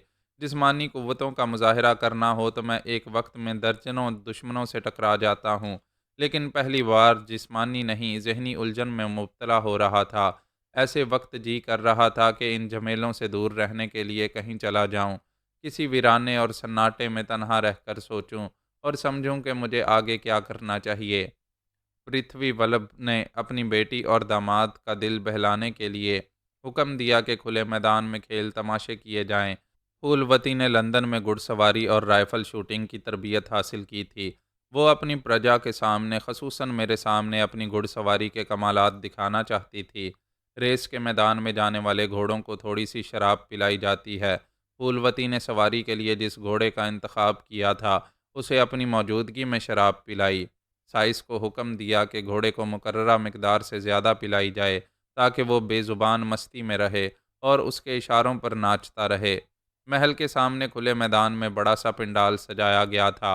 वहाँ राजघराने के लोग ज़रक बरक मलबूसात में विराजमान थे। राजा वल्लभ अपनी बेटियों के साथ एक ऊंची मसनद पर सर उठाए सीना तान कर बैठा हुआ था। राजा महावीर चौहान के लिए एक अलहदा ऊंची मसनद थी। वो भी शाहाना बुलंदी पर बैठा बार बार फूलवती को देख रहा था। बेशक वो ऐसी हसीन और जाज़िब नज़र थी कि नज़र भर कर देखने के बाद भी दिल नहीं भरता था। किस्सा हातिम ताई के एक किरदार की तरह धड़कनें कहती थीं कि एक बार देखा है, बार बार देखने की हवस है। चौहान की नज़रों में हवस थी, वो मोहब्बत से देखना नहीं जानता था। उसने मुझे इशारे से करीब बुलाया। मैं करीब आया तो मुझे और करीब होकर बात सुनने को कहा। वो राज़दारी से कुछ कहना चाहता था। मैंने उसके आगे सर झुकाया तो वो सरगोशी में बोला, कुमारी जी को देख रहे हो? क्या गज़ब का सिंगार किया है। घुड़सवारी के लिबास में भी पटाखा लग रही है। मैंने मुख्तसर सा जवाब दिया, जी हाँ। वो अपने सीने पर हाथ रख कर बोला, हाय हम तो हार गए, इसे हासिल करने के लिए पूरा राजपाट दांव पर लगा देंगे। मैंने पूछा, ये नेक काम कब करेंगे? वो अपनी धुन में था, मेरे तंज को समझ ना सका। उसने कहा, हमने कभी किसी से मोहब्बत नहीं की, मगर अभी दिल से कहते हैं इससे मोहब्बत हो गई है। हमारे लिए कुछ करो। आप हुक्म करें, मुझे क्या करना चाहिए? हम नहीं जानते, बस कुछ करो। देर होगी तो ये हाथ से निकल जाएगी। नहीं निकलेगी, अभी तो लंदन से आई है। जब आप कहते हैं मोहब्बत हो गई है तो पहले मोहब्बत करें। राजकुमारी के दिल की बात मालूम करें, उन्हें अपनी तरफ माइल करें। उसने फूलवती की तरफ देखा। वो हमारी तरफ देखकर मुस्कुरा रही थी। वो खुश होकर बोला, जब भी हमसे नज़रें मिलती हैं वो मोहब्बत से मुस्कुराने लगती है। देखो इस वक्त भी मुस्कुरा कर देख रही है। मैं उससे क्या कहता, वो मुझे देखकर मुस्कुरा रही थी। मैं खुश था और परेशान भी था। इस राजकुमारी की चाहत के पीछे ना जाने कितनी बंदूकों की गोलियां मेरी मुंतज़िर होंगी। मैं ना तो आशिक मिजाज था और ना ही अभी उससे दिल लगाने के मुतल्लिक सोच रहा था। वैसे हम आजिज़ हैं, मजबूर हैं। हमारे चाहने ना चाहने से क्या होता है? वही होता है जो मुकद्दर में लिखा होता है। मेरे अंदर खतरे की घंटी बज रही थी, कह रही थी मेरी शामत आने वाली है। राजा पृथ्वी वल्लभ ने अपनी जगह से उठकर बड़े फ़ख्र से कहा, प्रजाजनों, तुम सब जानते हो हमारी फूलवती लंदन से तालीम हासिल करके आई है। राजकुमारी ने राइफ़ल शूटिंग और घुड़सवारी की भी ट्रेनिंग हासिल की है। हमारी ये जान से प्यारी बेटी अभी घुड़सवारी और निशानाबाजी के कमालात दिखाने आ रही है। मैदान के एक सिरे पर दूर तक हज़ारों औरतें, मर्द, बूढ़े और बच्चे बैठे हुए थे। राजकुमारी मैदान में आई तो सब तालियां बजाने लगे। राजा और राजकुमारी की जय जयकार होने लगी। फूलवती ने अपने पिता महाराज के आगे सर झुकाकर आशीर्वाद लिया, फिर गर्दन घुमाकर मुझे देखा। इस वक्त राजा चौहान की खुशफहमी दूर हो गई। मैं ज़रा दूर खड़ा हुआ था और फूलवती की नज़रें कह रही थीं कि वो दूर वाले को बड़ी अपनायत से देखने के बाद मैदान में जा रही है। महावीर मुझे घूर कर देख रहा था। मैं उससे नज़रें चुरा रहा था। अजीब सूरत हाल थी। कुछ ना करने के बावजूद प्यार का सजावार बन रहा था। मैदान में शूटिंग टारगेट के लिए जगह जगह ऊंचे पत्थर नस्ब किए गए थे। चांदी की एक थाल पर राजकुमारी के लिए एक भरा हुआ रिवाल्वर लाया गया। साइस उसके मुंतखब घोड़े की लगाम थाम कर मैदान में आ रहा था। ऐसे वक्त में घोड़े को बड़ी तवज्जो से देख रहा था। वो बड़ा मस्त होकर ज़मीन पर पाँव मारता हुआ चल रहा था। मैं 8 बरस की उम्र से घुड़सवारी करता आ रहा हूँ। कई मुल्कों के, कई नस्ल के घोड़ों के तेवर पहचानता हूँ। इस वक्त यकीन से कह सकता था कि वो घोड़ा फिल वक्त सवारी के काबिल नहीं है। मैं हैरान था कि राजकुमारी के लिए ऐसे घोड़े का इंतखाब क्यों किया गया है। मैं इस घोड़े के करीब जाकर उसे अच्छी तरह परख सकता था, लेकिन वहां जाने का मतलब ये होता कि फूलवती के पास जा रहा हूँ। राजा चौहान पहले ही मुझसे बदजन हो गया था। मैं इस माहौल में उसकी नाराज़गी मोल लेना नहीं चाहता था, लिहाजा उसके करीब आकर कहा, सरकार, आप राजकुमारी को घुड़सवारी से रोक दें। इस घोड़े का इंतखाब गलत है। वो अपनी जगह से उठकर बोला, सच बोल रहे हो?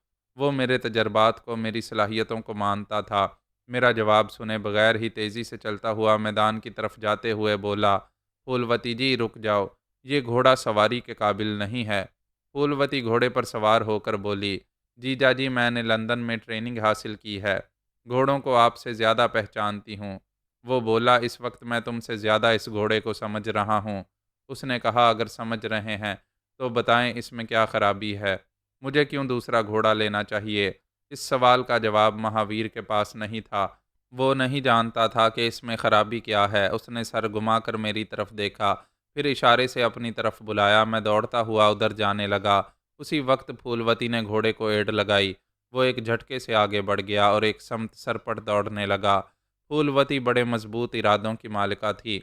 बदमस्त घोड़ों को काबू में करना जानती थी। वो उसे मैदान में दौड़ाने लगी। कमालात दिखाने के लिए एक बार घोड़े से उतर गई। फिर उसके साथ दौड़ती हुई उछलकर फिर उस पर सवार हो गई। राजा महावीर मुझे घूर कर देख रहा था। उसकी खामोश निगाहें कह रही थीं कि घोड़ा गलत नहीं है। मैंने उससे गलत कहलवा कर फूलवती के सामने उसकी सुबकी की है। फूलवती बड़ी पुरएतमाद थी। उसने तेज़ रफ्तार घोड़े की पीठ पर जमकर एक टारगेट की तरफ गोली चलाई। वहां रखा हुआ एक छोटा सा पत्थर टूट कर बिखर गया। तमाशाई उछल उछल कर नारे लगाने लगे, राजकुमारी की जय हो, राजकुमारी फूलवती की जय हो। मैं परेशान हो रहा था। मेरी तजर्बाकार आंखें देख रही थीं और समझ रही थीं कि घोड़े की चाल बदल रही है, मिजाज बदल रहा है। देखते ही देखते कुछ भी हो सकता है। मैं बेख्तियार घोड़े के पीछे दौड़ते हुए आवाज़ें देने लगा, राजकुमारी जी रुक जाएं, घोड़े से उतर जाएं, इसका मिजाज बदल रहा है, ये बहकने वाला है। वो ज़िद्दी राजकुमारी मेरी आवाज़ पर रुकने वाली नहीं थी। मैं पूरी तेज़ रफ्तारी से दौड़ते हुए घोड़े की लगाम पकड़ लेना चाहता था। वह मुझे अपने पीछे आते देखकर कहकहे लगाने लगी। ऐसे वक्त उसने दूसरे टारगेट पर गोली चलाई। उसी वक्त घोड़े ने रुककर हिनहिनाते हुए अपनी अगली दोनों टांगें उठाईं। रिवाल्वर वाला हाथ भी उठ गया। गोली सनसनाती हुई दूर एक तमाशाई के जिस्म में पेवस्त हो गई। फूलवती घोड़े की पीठ पर अपना तवाज़ुन कायम रखने की कोशिश कर रही थी। ऐसी हालत में ट्रैगर दबता चला गया। यके बाद दीगरे कई गोलियां चलती गई। तड़ातड़ की आवाज़ों के साथ भगदड़ मच गई। तमाशाइयों में से एक बेचारा मारा गया था। दूसरे तमाम तमाशाई एक दूसरे पर गिरते पड़ते भाग रहे थे। वो मैदान जंग का घोड़ा नहीं था। उसने पहले गोलियां चलने की आवाज़ें नहीं सुनी थीं। नशे में और बिदक गया था।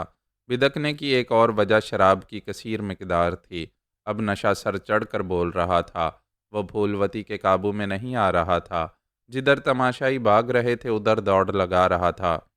इधर मैं दौड़ता हुआ करीब आ गया था। फिर इससे पहले कि लगाम फूलवती के हाथों से छूट जाती, मैं छलांग लगाकर उसके पीछे आ गया। लगाम संभालते हुए अपने हाथों में ले ली। वो थोड़ी देर के लिए परेशान हुई थी। फिर मेरा सहारा मिलते ही कहकहा लगाते हुए बोली, क्या ज़बरदस्त सिचुएशन है, मज़ा आ रहा है। घोड़ा तमाशाइयों की भीड़ को चीरता हुआ अंधाधुंध दौड़ता जा रहा था। लगाम के इशारों को खातिर में नहीं ला रहा था। ना रुक रहा था, ना उसकी अंधी तेज़ रफ्तारी कम हो रही थी। वो हमें मैदान से, महल से और महल वालों से दूर ले जा रहा था। मैंने कहा, कुमारी जी, ये बेलगाम हो गया है। क्या इसे शराब पिलाई गई है? हाँ, तो क्या हुआ? आपको मालूम होना चाहिए कि इसे कुछ ज़्यादा ही पिला दी गई है।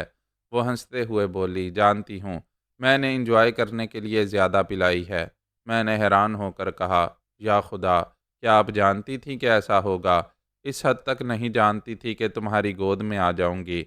ये कहते ही वो फिर हंसने लगी, अपना रुख पलटने लगी। पहले पुश्त मेरी तरफ थी, अब रूबरू होने लगी। मैंने परेशान होकर पूछा, ये क्या कर रही हैं? क्या नीचे गिरने का इरादा है? तुम गिरने नहीं दोगे, ये मेरा यकीन है। वो देखते ही देखते रूबरू सीना बसीना हो गई। उसकी धड़कनें मेरी धड़कनों से आकर लग गईं। ऐसी आफत की घड़ी थी कि वो बदमस्त घोड़ा हमें किसी पथरीली ज़मीन पर, किसी खाई में गिरा सकता था। हम मर सकते थे, उसकी पीठ से गिरकर अपाहिज बन सकते थे। ऐसे में वो अपनी धड़कनों से गीत सुना रही थी। मैं अपनी हालत क्या बताऊं? पिछले 4 महीनों से अपनी बीवी के पास नहीं गया था। ऐसे में एक नया नौखेज़ चीखता हुआ बदन कह रहा था कि बदन को, दिल को, जिगर को आग लगी है। मेरे सारे घर को आग लग रही है। घोड़े से गिरने के बाद ही ये आग पीछा छोड़ सकती थी। मैं अपना ध्यान सलामती की तरफ रखना चाहता था। पागल हो जाने वाला घोड़ा हमें गिराए बगैर कहीं रुकने वाला नहीं था। मैं तदबीर सोच रहा था कि हम किस तरह सलामती से ज़मीन पर पहुंच सकते हैं, जबकि फूलवती की कुर्बत सातवें आसमान पर पहुंचा रही थी। वो मेरी दोनों बगलों में हाथ डालकर लिपटी हुई थी। बदन ऐसा दहक रहा था जैसे दोज़ख की आग में पक कर आई हो। मैं ऐसी हालत में था कि खुद को छुड़ा नहीं सकता था। उसे संभाले रखना मेरा फ़र्ज़ था, और फ़र्ज़ की अदायगी बड़ी रंगीन भी थी और संगीन भी। पता नहीं हम कितनी दूर निकल आए थे। घने दरख्तों के साए से गुज़र रहे थे। उसका चेहरा मेरी ठोड़ी के नीचे था। वो सांसों के भपके छोड़ रही थी, जैसे ऑक्सीजन पहुंचा रही हो। मैं उसकी तरफ ध्यान नहीं देना चाहता था, और वो सांसों की गर्मी से मेरे अंदर का मौसम बदल रही थी। उसे घोड़े से गिरने का खौफ नहीं था।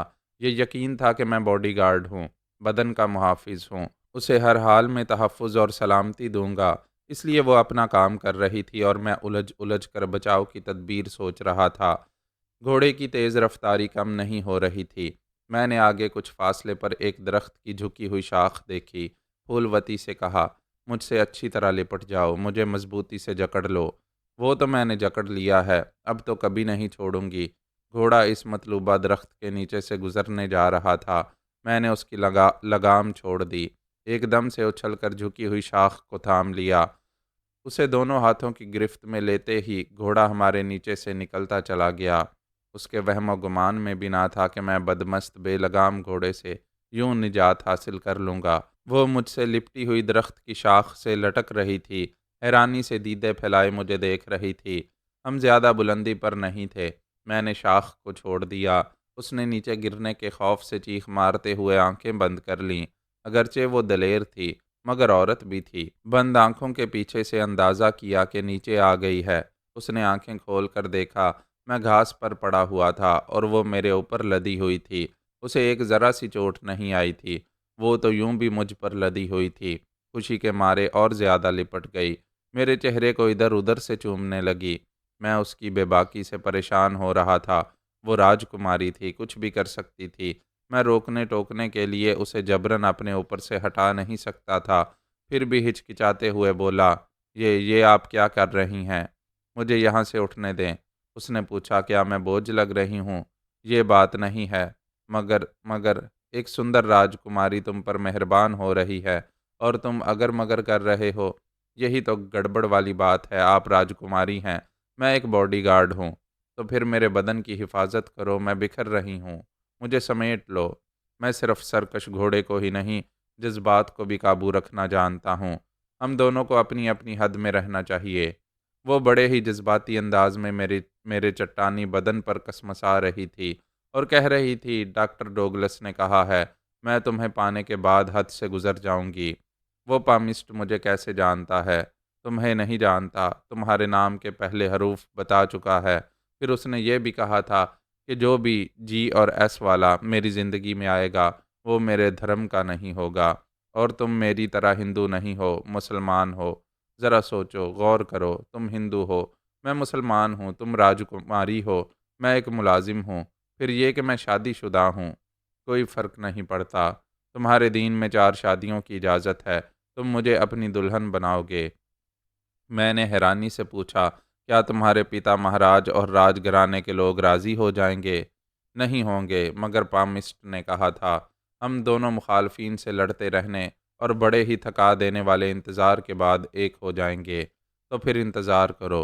अभी हमारे दरमियान फासला रहना चाहिए। पहले अच्छी तरह सोचना समझना चाहिए कि एक राजकुमारी और मुलाजिम का मिलन नामुमकिन है। ये मुमकिन कैसे होगा? हमारे दरमियान दीन धर्म की दीवार है। मैं अपने मैं अपनी दीवार के साए में रहूँगा, इसे गिरने नहीं दूँगा। जो तुम्हारे लिए नामुमकिन है, वो मेरे लिए मुमकिन है। तुम ऐसे मर्द हो कि मैं तुम्हारे सांचे में ढल जाऊँगी, तुम्हारा दीन कबूल कर लूँगी। मैंने एक गहरी सांस लेकर उसे देखा, पहली बार मोहब्बत और इज़्ज़त से देखा, फिर कहा, बहुत बड़ा फ़ैसला कर रही हो। ये सोच लो कि सिर्फ़ तुम्हारा राजघराना ही नहीं, राजा महावीर चौहान भी हमारा दुश्मन बन जाएगा। ये सब तो होगा ही, मगर मैं फ़ख्र करती रहूँगी जब तुम मेरी खातिर दो दो राजाओं की फ़ौज और सियासी क़ुव्वतों से लड़ते रहोगे। हिंदुस्तान के तमाम राजा और नवाब हुकूमत बरतानिया के साए में परवरिश पा रहे हैं। अगर वो दोनों राजा मुत्तहिद होकर मुझ पर अंग्रेज़ सरकार से गद्दारी का इल्ज़ाम लगाएंगे, तो अंग्रेज़ आका मुझे बागी समझकर गोली मारने का हुक्म दे देंगे। फिर मुझे और मेरे बीवी बच्चों को कहीं पनाह नहीं मिलेगी। वो बोली, मुझे अंदाज़ा है कि तुम्हें जानलेवा मुश्किलात से गुज़रना होगा। मेरे भाग की रेखा और डॉक्टर डोगलस की पेशगोई कहती है, मेरे जीवन में आने वाला आशिक जांबाज होगा। मेरी खातिर मुश्किल और बदतरीन हालात से गुज़रेगा, फौलादी क़ुव्वतों से टकराएगा, लेकिन मुझे अपनी दुल्हन ज़रूर बनाएगा। मैंने कहा, अगर हमारे मुकद्दर में ये सब लिखा हुआ है, तो फिर हमें इंतज़ार करना चाहिए। हाथ पर हाथ धर कर इंतज़ार नहीं करना है। हम तदबीर करते रहेंगे तो तकदीर बनती रहेगी। मेरे जहन में एक तदबीर है। मैंने उसे सवालिया नज़रों से देखा, फिर पूछा, मुझे बताओ तुम क्या सोच रही हो? तुम सबसे पहले अपनी हैसियत बदलो, मालिक और आका बनो, गुलाम न बनो, ये नौकरी छोड़ दो। मैंने एक गहरी सांस लेते हुए उसे देखा। वो मेरे अंदर की बात कह रही थी। अब शायद राजा चौहान की नौकरी छोड़ने का वक्त आ गया था। शायद ऐसे ही वक्त के लिए मैं राजा को नहीं छोड़ रहा था। एक दिन उसके साथ राजा विलप के महल में आना था, और यहाँ से फूलवती मेरी ज़िंदगी को एक नए मोड़ पर लाने वाली थी। मैंने कहा, तुम मेरे दिल की बात कह रही हो। मैं नौकरी छोड़ दूंगा। मेरी बीवी अपने बच्चों के साथ कुछ अरसे तक मैके में रहेगी। तब तक मैं आज़ाद रहकर कोई बहुत बड़ा कारोबार करने और दौलत कमाने की कोशिश करूंगा। वो बोली, कोई कारोबार करोगे तो कितनी दौलत कमा लोगे? तुम्हें राजा महाराजा के बराबर दौलतमंद बनना है, इनसे ज़्यादा ताकतवर बनना है, और ये मैं तुम्हें बनाऊंगी। वो महज मोहब्बत ही नहीं कर रही थी, मेरा मान मर्तबा भी बढ़ाना चाहती थी। उसने कहा, मुझे एक खुफिया ख़जाने का राज मालूम है। वहाँ 10 मन सोना और ढेर ढेर सारे हीरे जवाहरात छुपा कर रखे गए हैं। तुम उन्हें हासिल करने के बाद ज़मीन जायदाद खरीदोगे, बहुत बड़े जागीरदार बनकर अपनी एक फ़ौज बनाओगे, हुकूमत बरतानिया के वफ़ादार रहने का हल्फ उठाओगे, तो राजाओं और नवाबों की सफ़ में आ जाओगे। तुम्हारे अपने राजघराने की इब्तदा हो जाएगी। मैं उठकर बैठ गया। वो पहले मुझ पर लेटी हुई थी, अब मेरी आगोश में बैठ गई थी। उसका अंदाज बता रहा था कि मेरी ज़िंदगी में आकर बैठ गई है, अब कभी नहीं उठेगी। वो मुझे इज़्ज़त, मान, मर्तबे और बुलंदी की तरफ ले जाने वाली दिल में समा रही थी, ज़हन में नक्श हो रही थी। मैंने पूछा, इतना सारा खजाना कहाँ है? इसी जंगल में दादा महाराज ने एक शिकारगाह बनाई थी। उसकी इमारत बहुत पुरानी है। उसकी चार दीवारी के बीच वाले कमरे में नीचे एक तहखाना है। वो आगे बहुत कुछ बताना चाहती थी। मैंने उसके मुंह पर हाथ रख कर कहा, श्श, कोई आ रहा है। वो फौरन ही मुझसे अलग हो गई। घास पर बैठकर चारों तरफ देखते हुए बोली, कोई नहीं नज़र आ रहा। मैंने कहा, वो यहाँ से दूर है, जहाँ से छुपकर हमें देख रहा होगा। वहाँ दरख्त के सूखे हुए पत्ते उसके पैरों तले आ रहे हैं। मैं इन बिखरे हुए पत्तों की कराहें सुन रहा हूँ। वो हैरानी से बोली, मुझे तो कुछ सुनाई नहीं दे रहा, तुम कैसे सुन रहे हो? वो सूखे हुए पत्तों की आवाज़ें। मैं तकरीबन 100 गज के फासले से कोई आवाज़ या आहट सुन लेता हूँ। वो मुझे बेयकीनी से देखने लगी। मैं एक तरफ झुककर ज़मीन से कान लगाकर सुनने लगा। वो मुझे तवज्जो से देख रही थी। मैंने कहा, घोड़ों की टापें सुनाई दे रही हैं। वो बहुत दूर हैं। यकीनन तुम्हारे पिता महाराज के सिपाही तुम्हें ढूंढ रहे हैं। और मैं फिर तवज्जो से सुनने लगा। फूलवती का तजस्सुस बढ़ गया था। क्या सचमुच तुम दूर की आवाज़ें सुन रहे हो? हाँ, वो यहाँ पहुँचने वाले हैं, तुम्हें यकीन हो जाएगा। अभी तुम कह रहे थे कि कोई एक शख्स कहीं छुपा हुआ है, उसके पैरों तले सूखे पत्ते चुरमुरा रहे हैं। हाँ, वो तकरीबन 25-30 गज के फासले पर है। मैं उठकर खड़ा हो गया, आवाज़ की समत देखने लगा। हर समत घने दरख्त थे। मैंने आगे बढ़ते हुए एक तनावर दरख्त की तरफ देखते हुए ललकारा, वहाँ कौन है? सामने आओ, वरना गोली चलेगी। मैंने अपना रिवाल्वर निकालकर उस दरख्त का निशाना लिया। हमारी तवक्को के खिलाफ राजा महावीर चौहान की आवाज़ सुनाई दी, गोली न चलाना, हम आ रहे हैं। मैंने और फूलवती ने चौंक कर एक दूसरे को देखा। वो परेशान होकर बोली, हे भगवान, जीजा जी जाने कब से छुप कर हमें देख रहे थे। मैंने कहा, मेरे सुनने की हिस्स कहती है ये अभी हमारी तरफ आए हैं। हम इस दरख्त की समत देख रहे थे। वो उसके पीछे से नमूदार हुआ। उसके हाथ में एक छोटा सा पिस्तौल था। वो गुस्से से होंठों को बींच रहा था, मुझे खा जाने वाली नज़रों से देख रहा था। शायद उसने थोड़ी देर पहले राजकुमारी को मेरे गले का हार बनते देखा होगा। इसी बात पर तिल मिला रहा था कि एक मुलाजिम ने राजा के खाने पर मुंह मारा है, इसे झूठा कर दिया है। इससे ये तौहीन बर्दाश्त नहीं हो रही थी। उसकी नज़रों में मेरी औकात ही क्या थी। वो राजा था, मुझे ठोकरों में उड़ा सकता था, चुटकियों में मसल सकता था। उसके तेवर अच्छे नहीं थे। मैं मोहतात हो गया था। फिर उसने जैसे ही मेरा निशाना लिया, मैं उछलकर एक दरख्त से आकर लग गया। जंगल के सन्नाटे में फायर की आवाज़ के साथ ही एक गोली मेरे करीब आकर दरख्त के तने में पेवस्त हो गई। अदावत का आगाज़ हो गया। मैं उसका बंदा न रहा। इस बंदा नवाज ने अपने पैरों पर आप कुल्हाड़ी मारने का आगाज़ कर दिया। मुझ पर एक गोली चलाकर मेरी नमक हलाली का हक मुझसे छीन लिया। ये बात बहुत पहले ही से मेरे जहन में थी। कि अदावत की पहल मुझे नहीं करनी चाहिए, सब्र करना चाहिए, वो ज़रूर पहल करेगा। और यही हुआ। मैं बड़ी फुर्ती से छलांगे लगाता हुआ दरख्त के पीछे चला आया। फूलवती ने कहा, जीजा जी ये क्या कर रहे हैं? क्यों इसे मार डालना चाहते हैं? ये तो आपका बॉडीगार्ड है। वो गरजते हुए बोला, ये नमक हराम है। हमारे टुकड़ों पर पलने वाले दो कौड़ी के नौकर ने तुम्हें हाथ लगाया है, एक राजकुमारी को मैला किया है। वो बोली, इसने ऐसा कुछ नहीं किया है। मैं इसे चाहती हूँ, दिलो जान से चाहती हूँ। आप गोली ना चलाएं।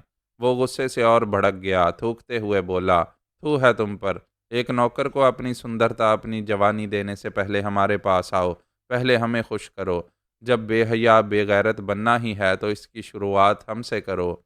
वो गुस्से से बोली, आपको ऐसी बातें करते हुए शर्म आनी चाहिए।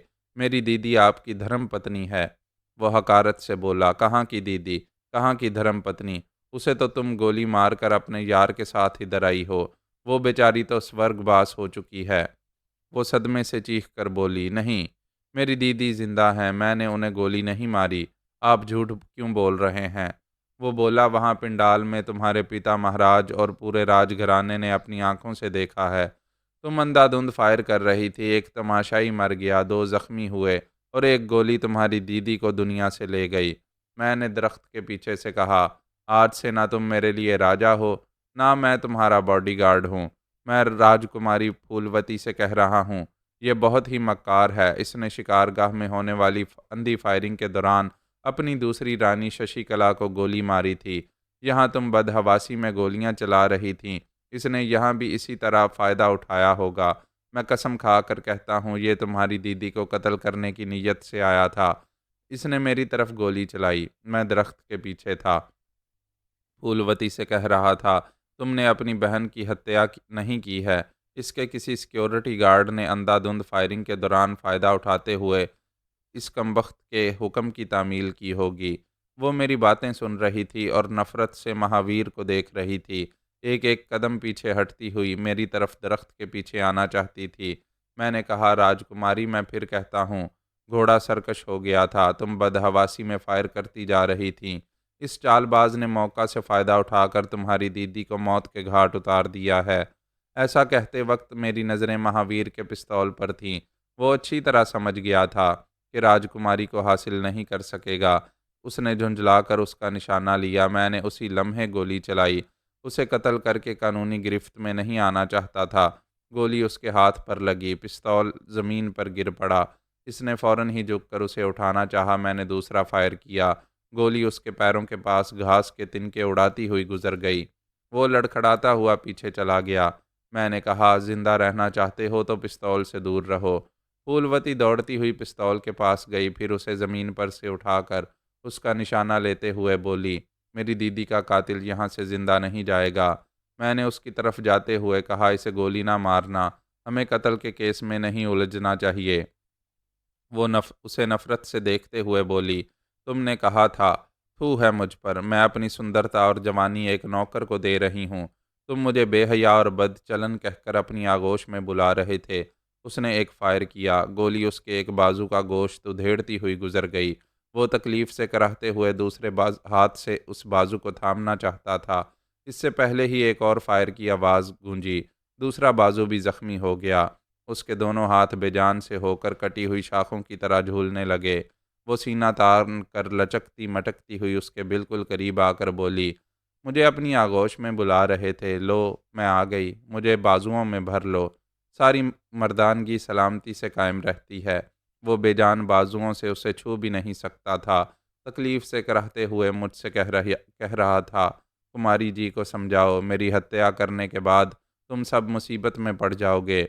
मैंने फूलवती के हाथ से पिस्तौल लेकर खाली किया, फिर उसे चौहान की एक मुट्ठी में पकड़ा दिया।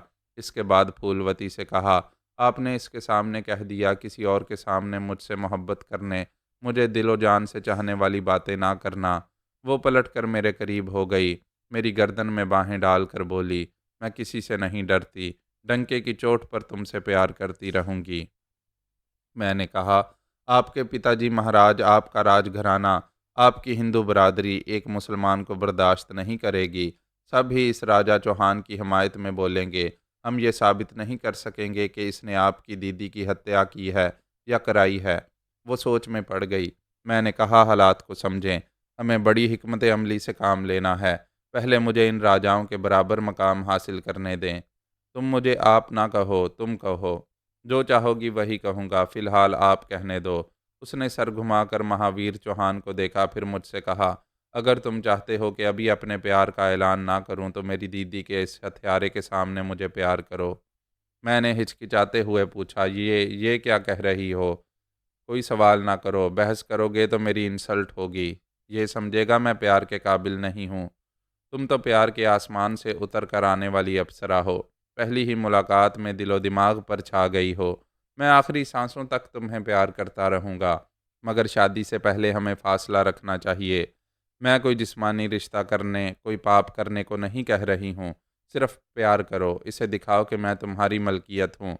मैंने चौहान को फातिहाना अंदाज में देखते हुए कहा, तुम राजा हो मगर भीख मांगोगे, तब भी ये राजकुमारी नहीं मिलेगी। हुस्न का ऐसा खजाना नसीब वालों को ही मिलता है। मैंने इसके कोरे कंवारे बदन को बाजुओं में भर लिया। वो छूते ही बेहाल हो गई, जज्बात से लरजने लगी। मेरे अंदर जैसे सारे खला पुर हो गए। मैं उस हरी भरी के नैन नक्श पर उतर गया। महावीर चौहान हमें देख रहा था और तिलमिला रहा था। मैं उसके सामने राजघराने के दस्तरखान से अपने नाम का दाना चुग रहा था। मैंने सोचा था, एक ज़रा राजकुमारी की ज़िद पूरी करके अलग हो जाऊंगा।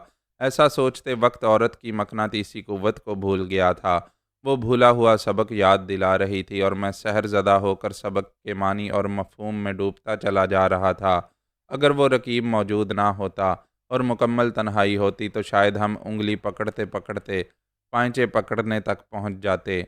जंगल में मंगल हो जाता, मगर वो जितनी बेबाक थी इतनी ही मोहतात और संभलने वाली थी। उसने जज्बात के शिकंजे से जल्द ही खुद को छुड़ा लिया। चौहान को जलाने और तैश दिलाने का मकसद पूरा हो गया। वो मुझसे अलग हुई तो मैंने उसे खींचकर बाजुओं में उठा लिया। वो खुश होकर बोली, क्या कर रहे हो? अभी तो कह रहे थे कि फासला रखना चाहिए। मैंने उसके चेहरे पर झुककर एक समत जाते हुए कहा, काम की बातें होंगी, इसलिए रकीब से दूरी और हमारी कुर्बत लाजमी है। चौहान एक दरख्त से टेक लगाए अपने ज़ख्मी बाजुओं को थामे तकलीफ से कराह रहा था।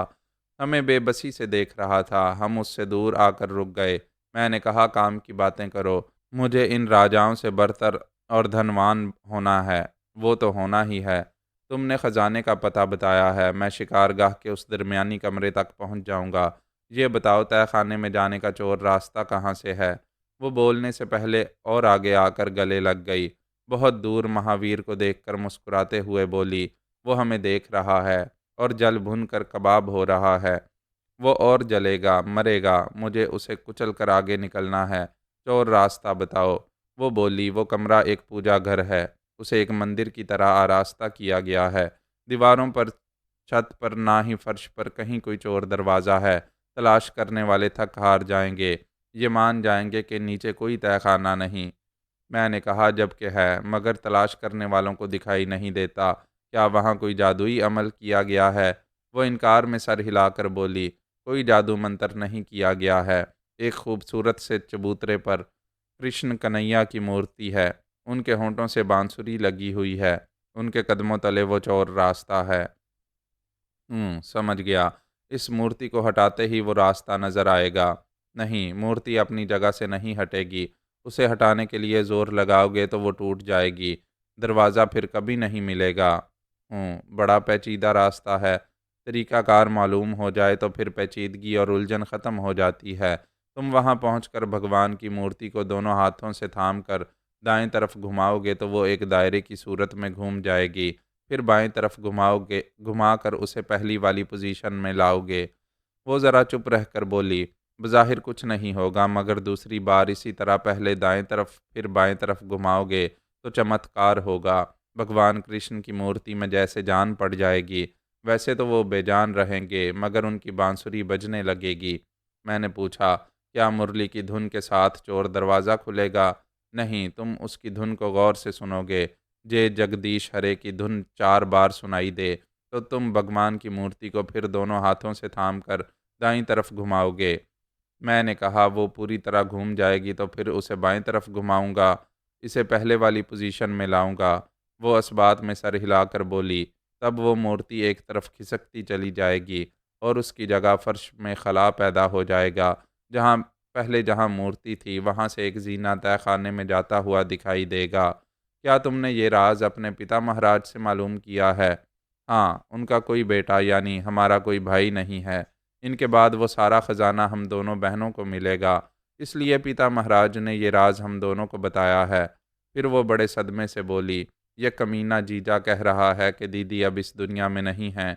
अगर ये सच है तो सिर्फ मैं ही इस खजाने की हकदार हूँ। हमें फ़ौरन वहाँ हमें फ़ौरन वापस जाना चाहिए। मैं दीदी का आखिरी दीदार करूँगी। वो मेरे बाजुओं में थी। मैंने उसे उतार दिया। महावीर की तरफ आते हुए कहा, तुम इतनी दूर पैदल नहीं आए हो, तुम्हारा घोड़ा कहाँ है? उसने कहा, वो यहाँ से बहुत दूर एक दरख्त से बंधा हुआ है। तुम देख रहे हो मैं बुरी तरह ज़ख्मी हूँ। मुझे फ़ौरन ही तिबी इमदाद की ज़रूरत है। मुझे घोड़े पर ले चलो। मेरी मरहम पट्टी कराओ। मैंने हकारत से कहा, अब मुझे हुक्म न दो, मैं तुम्हारा नौकर नहीं हूँ। वो फूलवती को देखते हुए बोला, मैं रहम की भीख नहीं मांगूंगा। मैं जैसा भी हूँ तुम्हारा जीजा हूँ। तुम्हें मेरे काम आना चाहिए। मैं जीजा और साली के रिश्ते पर थूकती हूँ। जहाँ घोड़े को बांध रखा है वहाँ ले चलो। वो बेबसी से उधर जाने लगा। हम उसके पीछे चलने लगे। ऐसे ही वक्त कई घोड़ों की टापें सुनाई दीं। राजकुमारी के सिपाही बहुत दूर थे, करीब आते जा रहे थे। वो तादाद में 20 थे। उनमें महावीर के साथ मुसल्ला सिक्योरिटी गार्ड्स भी थे। उन्होंने करीब आकर महावीर को हैरानी से देखा। उसके ज़ख्मी होने की वजह पूछी। फूलवती ने सख्त लहजे में हुक्म दिया, हमसे कोई सवाल ना किया जाए। ये बताओ, क्या हमारी दीदी की हत्या की गई है? एक ने कहा, जी हाँ। पूरे महल, पूरे राजवाड़े में सोग मनाया जा रहा है। आपके पिता महाराज आपका इंतज़ार कर रहे हैं। बहन की मौत का यकीन होते ही फूलवती की आंखें भीग गईं। राजा चौहान के सिक्योरिटी गार्ड्स ने उसे आराम से उठाकर एक घोड़े की पीठ पर बिठा दिया। उसके दोनों हाथ लगाम पकड़ने के काबिल नहीं रहे थे। दो गार्ड्स लगाम पकड़कर उसके साथ साथ चलने लगे। चौहान ने अपने वफादारों से कहा, दोनों हमारे साथ चलते रहो, बाकी तुम पांचों आगे जाओ। गाजी पर नज़र रखो। उसने हमें मार डालने में कोई कसर नहीं छोड़ी थी। उसे फरार होने ना दो। हम अपने ससुर राजा के पास पहुंचकर इस कमबख्त को हिरासत में लेंगे। उसके 5 वफादार वहां से जाते हुए घोड़ों की रफ्तार बढ़ाने लगे। मैं उसकी बातें सुन रहा था। उसके इरादे मालूम हो रहे थे। मैंने फूलवती से कहा, चौहान तुम्हारे पिता के पास पहुंचकर 1 की 10 लगाएगा। ये इल्ज़ाम देगा कि मैंने गोलियां चलाकर उसे माजूर बनाया और एक मुसलमान होकर हिंदू राजकुमारी को फांस रहा हूँ। राजा विलब की इज्जत और मान मर्यादा को मट्टी में मिला रहा हूँ। वो बोली, हाँ, वो हमारे खिलाफ बातें बनाएगा। वहाँ तुमसे हथियार छीन लिए जाएंगे। तुम्हारी बेगुनाही साबित होने तक तुम्हें हिरासत में रखा जाएगा और मेरी बेगुनाही साबित नहीं हो सकेगी। तुम तमाम हिंदू ये सुनते ही भड़क जाएंगे कि तुम मुझसे प्यार करती हो और मैं डंके की चोट पर तुम्हें अपनी जान अपना ईमान कहूँगी। इश्क और मुश्क छुपाए नहीं छुपता। हम भी नहीं छुपाएंगे। मुखालफत करने वालों से हमारी लड़ाई आज से बल्कि अभी से शुरू हो रही है। फिर तो मुझे अपनी सलामती के लिए यहाँ से जाना होगा।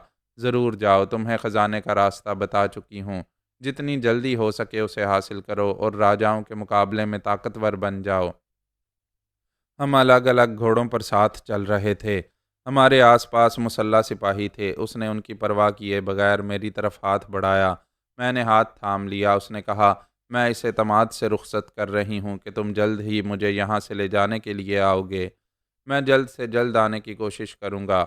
ये समझो कि अपनी जान यहाँ छोड़े जा रहा हूँ। जब तक कामयाबी हासिल नहीं होगी तुम्हारी खबर लेता रहूँगा, तुम्हारे करीब ही रहा करूँगा। मैंने हाथ छोड़ दिया। घोड़े की लगाम एक तरफ मोड़ दी। वहां से दूर जाते हुए बार बार पलट कर उसे देखता रहा। जब वो नज़रों से ओझल हो गई तो मैंने महावीर के एक बॉडीगार्ड की तरफ ध्यान दिया।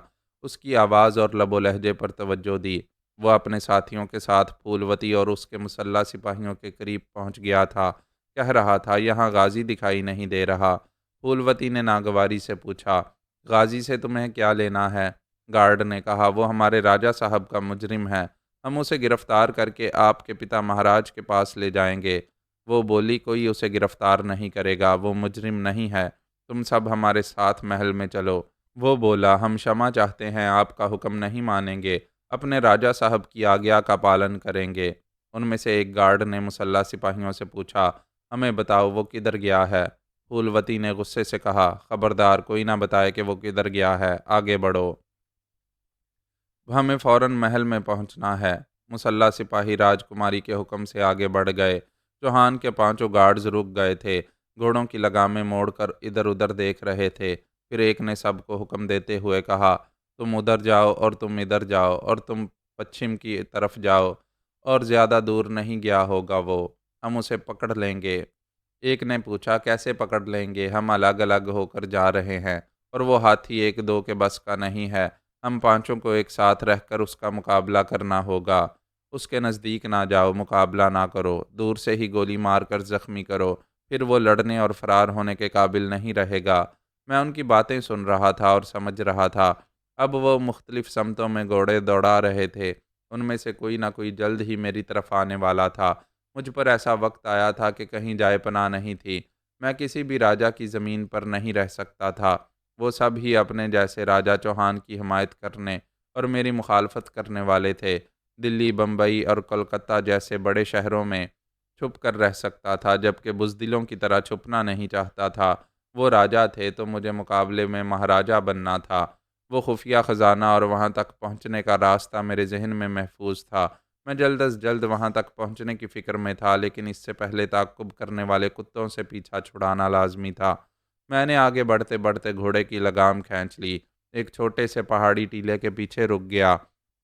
वो गार्ड्स बहुत दूर से घोड़े दौड़ाते चले आ रहे थे, ठहर ठहर कर दाएं बाएं घने दरख्तों की तरफ जा रहे थे, मुझे तलाश कर रहे थे, फिर मायूस होकर उस टीले की तरफ आ रहे थे जिसके पीछे मैं छुपा हुआ था। ऐसे वक्त मैंने बहुत धीमी धीमी कलाम पाक की आयत सुनी। हैरानी हुई कि कोई आबिद इस जंगल बयाबान में तलावत क्यों कर रहा है। शायद कोई मुसाफिर होगा, वहाँ से गुजरते हुए नमाज का वक्त होते ही इबादत में मसरूफ़ हो गया होगा। मेरे पीछे एक गार था, वो मुकद्दस आयात वहीं से सुनाई दे रही थीं। मैं उधर ध्यान ना दे सका। दुश्मन सर पर चले आ रहे थे। मैं घोड़े से उतर गया। मेरे एक हाथ में रिवाल्वर था, दूसरे हाथ में लगाम थी। मेरा घोड़ा मुझसे मानूस नहीं था। मैं उस पर भरोसा नहीं कर सकता था। लगाम हाथ से छूटते ही वो भाग जाता। सधाए हुए घोड़ों की बात ही कुछ और होती है। अगर मालिक छुपता है और चुप रहता है तो वो भी एक तरफ दुबक कर रहते हैं, मुंह से आवाज़ नहीं निकालते। पता नहीं इस घोड़े को कैसी खुजली हो रही थी कि वो अचानक ही हिनहिनाने लगा। दुश्मन करीब आ रहे थे। उन्होंने एकदम से ठठक कर लगामें खींच लीं। होशियार हो गए कि आगे खतरा है। वहां से पलटकर घने दरख्तों की तरफ जाने लगे। मैंने एक का निशाना लेकर ट्रैगर दबाया। ठाई की आवाज़ के साथ ही वो घोड़े की पीठ से उछल कर गिरा। पाँव रुकाब में फंस गया। लिहाजा भागते हुए घोड़े के साथ उसकी लाश जमीन पर घिसटती चली गई। दूसरा भागता जा रहा था, शूटिंग रेंज से दूर निकल गया था। मैं फौरन ही अपने घोड़े की पीठ पर सवार होकर जाने लगा। मुझे दुश्मनों ने इस तरह उलझाया था कि वो इबादत गुजार मेरे जहन से निकल गया था। मेरा फ़र्ज़ था कि इस जंगल बयाबान में उसकी खैर खैरियत मालूम करता, लेकिन अपनी सलामती की फ़िक्र हावी हो गई थी। वो मेरे आगे आगे भाग रहा था। अगरचे मुसल्ला था, दुश्मन से जंग लड़ने वाला सिपाही था, मगर मुझसे लड़ने का हौसला नहीं था। महावीर के तमाम गार्ड्स मेरी जिस्मानी कुव्वत से और जंगी महारत से खौफजदा रहते थे। वो घोड़े की पीठ से बार बार घूम कर फायर कर रहा था। बदहवासी में ये नहीं समझ रहा था कि हम दोनों एक दूसरे की शूटिंग रेंज से दूर हैं। मैं उसकी तरह खामखा गोलियां ज़ाया नहीं कर रहा था। जब फासला कम होने लगा तब मैंने एक गोली दागी। 100 सुनार की, एक लोहार की। पता नहीं वो कितने फायर कर चुका था। मेरी एक ही गोली ने उसका काम तमाम कर दिया। मैं उसका पीछा करता हुआ जंगल के उस हिस्से में आ गया था जहां दूसरे दुश्मन मुझे तलाश कर रहे थे। वो तीनों फायरिंग की आवाज़ें सुनकर इधर चले आए थे। मुझे उनकी आवाज़ें सुनकर अंदाज़ा हुआ वो जल्द ही मुझ तक पहुंचने वाले हैं। मैं घोड़े को एक दरख्त से बांधकर वहां से दौड़ता हुआ तकरीबन 200 गज के फासले पर आया। फिर एक घने दरख्त पर चढ़कर पत्तों के दरमियान छुप गया। वो तीनों वहां पहुंच गए थे जहां घोड़ा बंधा हुआ था। उन्होंने अपने साथी की लाश देखी। एक ने कहा, होशियार रहो, वो यहीं कहीं है। वो घोड़ों को इधर उधर दौड़ाते हुए मुझे तलाश करने लगे। मैं भी उनका इंतज़ार कर रहा था। थोड़ी देर बाद वो उधर से भटकते हुए मेरी तरफ आने लगे। मैंने पत्तों के दरमियान छुप कर बुलंदी से देखा। वो तीनों वहां आकर रुक गए थे। लगाम में मोड़कर इधर उधर नज़रें दौड़ा रहे थे। मैंने निशाना लिया। एक ज़रा वक्फा किए बगैर तड़ातड़ गोलियां चलाईं। पहले एक चीख मारकर घोड़े की पीठ से गिरा, फिर दूसरे को गोली लगी। इतनी देर में तीसरा वहां से भागने लगा। मैंने कई फायर किए मगर अभी उसकी मौत नहीं आई थी। घने दरख्त ढाल बन रहे थे। मैं सुन रहा था। मुझे देर तक दौड़ते हुए घोड़े की आवाज़ सुनाई दी। फिर वो आवाज़ थम गई। पता नहीं क्या बात थी। इसके आगे जाने या पीछे आने वाली आवाज़ गुम हो गई थी। शायद वो कहीं रुक कर सस्ता रहा होगा। मैं दरख्त से उतर गया। करीब ही दो लाशें पड़ी हुई थीं। इनके घोड़े फरार हो गए थे। मैं अपने घोड़े की तरफ जाने लगा। ऐसे वक्त फूलवती के मुतल्लिक मालूम करना चाहता था। ये जानने की बेचैनी थी कि वहाँ इसके साथ क्या हो रहा है। मैंने उस दिलरुबा को चश्मे तसव्वुर से देखा। मेरी गैर मामूली समाअत ने उसकी आवाज़ और लबो लहजे को पुकारा। वो सुनाई देने लगी। अपनी बहन की मैयत के पास सर झुकाए बैठी हुई थी। ज़ेरे लब कह रही थी, दीदी अब वो मेरा जीजा नहीं है, तुम्हारा हत्यारा है। तुम्हारी आत्मा को शांति ज़रूर मिलेगी। मेरा गाजी उसे नहीं छोड़ेगा, तड़पा तड़पा कर मारेगा। महल के बड़े हाल में बेशुमार औरतें और मर्द सफ़ेद लिबास में सर झुकाए बैठे थे। मैंने चौहान का ध्यान किया तो उसकी आवाज़ सुनाई दी। वो महल के कमरे में था। उसके ज़ख्मी बाजुओं की मरहम पट्टी हो चुकी थी। वो बिस्तर पर लेटा हुआ अपने ससुर महाराज से कह रहा था, आप यकीन करें या ना करें, गाजी अचानक ही मेरा दुश्मन बन गया है। उसने आपकी बेटी और मेरी सबसे चहीती रानी कलावती की हत्या की है और उसी ने गोलियां चलाकर मेरे बाजुओं को इस तरह नाकारा कर दिया था कि मैं इस पर जवाबी हमला ना कर सका। राजा विलब ने कहा, हम अभी गाजी की गिरफ्तारी का हुक्म देते हैं, लेकिन उसने हमारी बेटी कलावती पर कब गोली चलाई थी? जब घोड़ा बितक गया था, फूलवती के काबू में नहीं आ रहा था और उसके रिवाल्वर से अंधाधुंध गोलियां चल रही थीं। गाजी ने इस मौका से फ़ायदा उठाकर मेरी कलावती को गोली मारी थी। उसने क्यों उसकी हत्या की है? उसने राजकुमारी फूलवती के इश्क में गिरफ्तार होकर ऐसा किया है। वो एकदम से भड़क कर बोला, ये क्या बकवास कर रहे हो?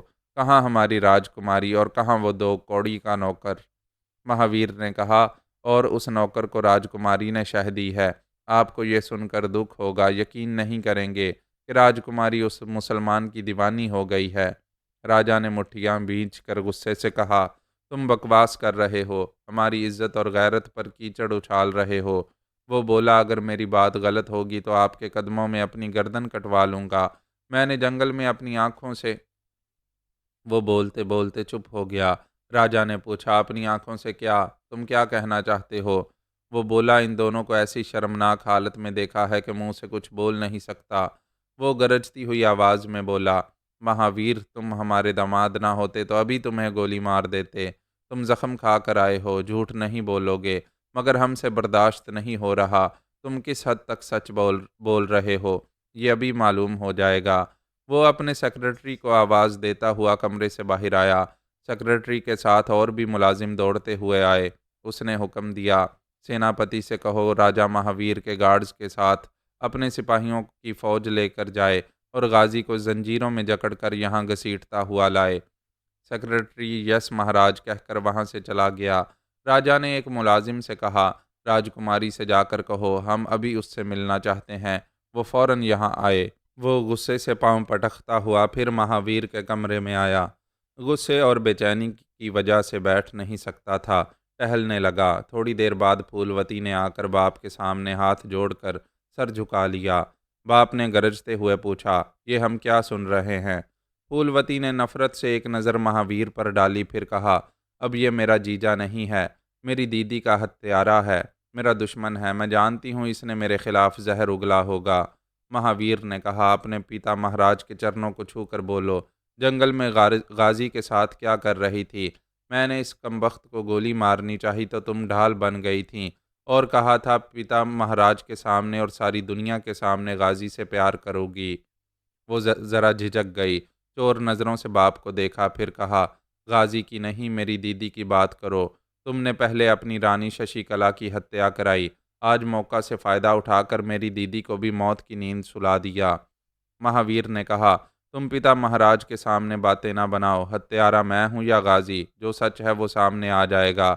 तुम सिर्फ मेरे सवाल का जवाब दो, तुम गाजी के साथ जंगल में क्या कर रही थी? पिता महाराज को बताओ, गाजी तुम्हारे लिए क्या है?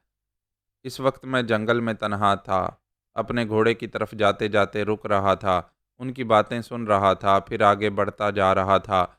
मैंने फूलवती की आवाज़ सुनी, वो अपने बाप से कह रही थी, मैं अभी कुछ नहीं बोलूँगी, पहले दीदी का क्रियाक्रम हो जाने दें। राजा ने कहा, तन्हाई में बातें कर लेना, अभी महावीर के सवाल का जवाब दो। वो हमारी जूतियों में रहने वाला नौकर तुम्हारी नज़रों में क्या है? प्लीज़ पिताजी अभी कुछ ना बोलें, पहले दीदी की अर्थी उठने दें। वो गुस्से से बोला, तुम टाल रही हो, हमें गुस्सा दिला रही हो, जब तक सच नहीं बोलोगी कलावती की अर्थी नहीं उठेगी। मैं अपने घोड़े के पास आकर रुक गया। मैंने फूलवती को एक गहरी सांस लेते हुए सुना। वो बहुत ही बेबाक और इरादे की पक्की थी। उसने कहा, आप फिर कभी उसे नौकर ना कहें, वो मेरे मन मंदिर का देवता है। उसकी बात खत्म होते ही तड़ाख की आवाज़ सुनाई दी। उसके मुंह पर तमाचा पड़ा था। इसके साथ ही मुझे तकलीफ़ का एहसास हुआ। ठाई की आवाज़ के साथ ही एक गोली मेरी पसली की एक हड्डी को तोड़ती हुई गुजर गई। वो दुश्मन जो फरार हो गया था, खिलाफ तवक्को चलता हुआ आया था। मेरा ध्यान फूलवती की तरफ था, इसलिए गफलत में उसका निशाना बन गया। गोली खाने वाले जानते हैं कि हड्डी तोड़कर निकले तो कैसी नाकाबिले बर्दाश्त तकलीफ़ होती है, मगर मैं ज़रा ढीठ था। मुझे बाद में तकलीफ़ होती थी। मुकाबले के दौरान ज़ख्म पर ज़ख्म खाते हुए भी मुंह से उफ़ नहीं करता था। जुनून में मुब्तला होकर कातिल की मौत बन जाता था। मैंने रिवाल्वर पर गिरफ्त मजबूत करते हुए मुड़कर देखा। उसने उसी लम्हे में दूसरा फायर किया। गोली मेरे पेट में आकर धुंस गई। मैंने लड़खड़ाते हुए उस पर गोली चलाई। उधर से भी तीसरी गोली आकर मेरी एक रान में पेवस्त हो गई। मेरे कदम उखड़ गए। मैं घास पर गिर पड़ा। मेरा निशाना पक्का था। गोली उसके सीने की हड्डियां तोड़ती हुई दिल में धुंस गई थी। वो ज़मीन पर गिरते ही फड़फड़ा कर मर गया। उससे निजात मिलते ही मुझे तकलीफ़ का एहसास हुआ। एक गोली मेरे पेट में और दूसरी रान में धुंसी हुई थी। ऐसी जलन हो रही थी जैसे पूरे बदन में अंगारे दहक रहे हों। आह! इस जंगल में तिबी इमदाद ना मिलने पर मुझे आधी मौत मिलने वाली थी। मैंने बड़ी मुश्किल से करवट लेकर घोड़े की तरफ देखा। कहाँ जाऊँ? वहाँ से रायपुर शहर तकरीबन 25 मील के फासले पर था। क्या वहाँ के किसी अस्पताल तक पहुँच सकता था, जबकि राजा विलब के सिपाही मेरी तरफ आने ही वाले थे। मैं घास पर चारों हाथ पांव से रेंगता हुआ दरख्त के पास आकर खड़ा हो गया। मेरा लिबास लहू से तरबतर हो रहा था। मैं हाँफते हुए दरख्त से बंधी हुई लगाम खोलकर घोड़े के पास आ गया। तकलीफ की शिद्दत से सर चकरा रहा था। मैं नहीं जानता था कि कितनी मुश्किल से घोड़े पर सवार होकर ऊंधे मुंह झुक गया। फिर वो घोड़ा खुद ही एक समत चलने लगा। वो मुझे कहाँ ले जा रहा था? मैं तो इस खजाने की तरफ जाने वाला था जिसे हासिल करने के बाद मेरी ज़िंदगी एक नए मोड़ पर आने वाली थी। अब वो नया मोड़ कहाँ चला गया था? हम जाना कहीं चाहते हैं, तकदीर कहीं ले जाती है। और ये तो सीधी सी बात समझ में आ रही थी कि तकदीर मुझे मौत की तरफ ले जा रही है। अगर मैं इस राजवाड़े के किसी डॉक्टर के पास गोलियां निकलवाने के लिए पहुंचूंगा तो दुश्मन राजाओं की गिरफ्त में आ जाऊंगा। और मुझे जाना कहाँ था? राजा विलब के सिपाही इधर ही आ रहे थे। आह फूलवती, आज हमारी मोहब्बत का आगाज़ हुआ, आज ही इख्तिताम हो रहा है। मैं ना तो तुम्हारे बताए हुए ख़जाने तक पहुँच पाऊँगा और ना तुम्हें अपनी दुल्हन बना सकूँगा। अफसोस, बाप का तमांचा खाया है, अब नाकामी और नामुरादी के तमांचे खाओगी। मेरे ज़ख्मों से मुसलसल लहू रिस रहा था, कमज़ोरी गालिब आ रही थी, पूरे जिस्म में अंगारे दहक रहे थे। कोई और होता तो ऐसी हालत में घोड़े से गिर जाता। मैं गैर मामूली क़ुव्वत इरादी के बायस होश में रहने की कोशिशें कर रहा था। ऐसे ही वक्त बेशुमार घोड़ों के टापों की आवाज़ें सुनाई देने लगीं। वो आ रहे थे, वो आ रहे थे। मेरा सर चकरा रहा था, फिर भी ज़रा ध्यान से सुना। वो वाकई आ रहे थे, अभी दूर थे, जगह जगह रुक कर मुझे तलाश कर रहे थे। बुरा वक्त आ चुका था, वो बस पहुंचने ही वाले थे। मेरे लिए कहीं छुपने की जगह नहीं थी और मुझ में इतनी सकत नहीं थी कि कहीं कोई पनाहगाह तलाश करता। मुअज़्ज़ज़ नाज़रीन व सामाईन, लाइक, कमेंट्स और शेयर ज़रूर करें। शुक्रिया।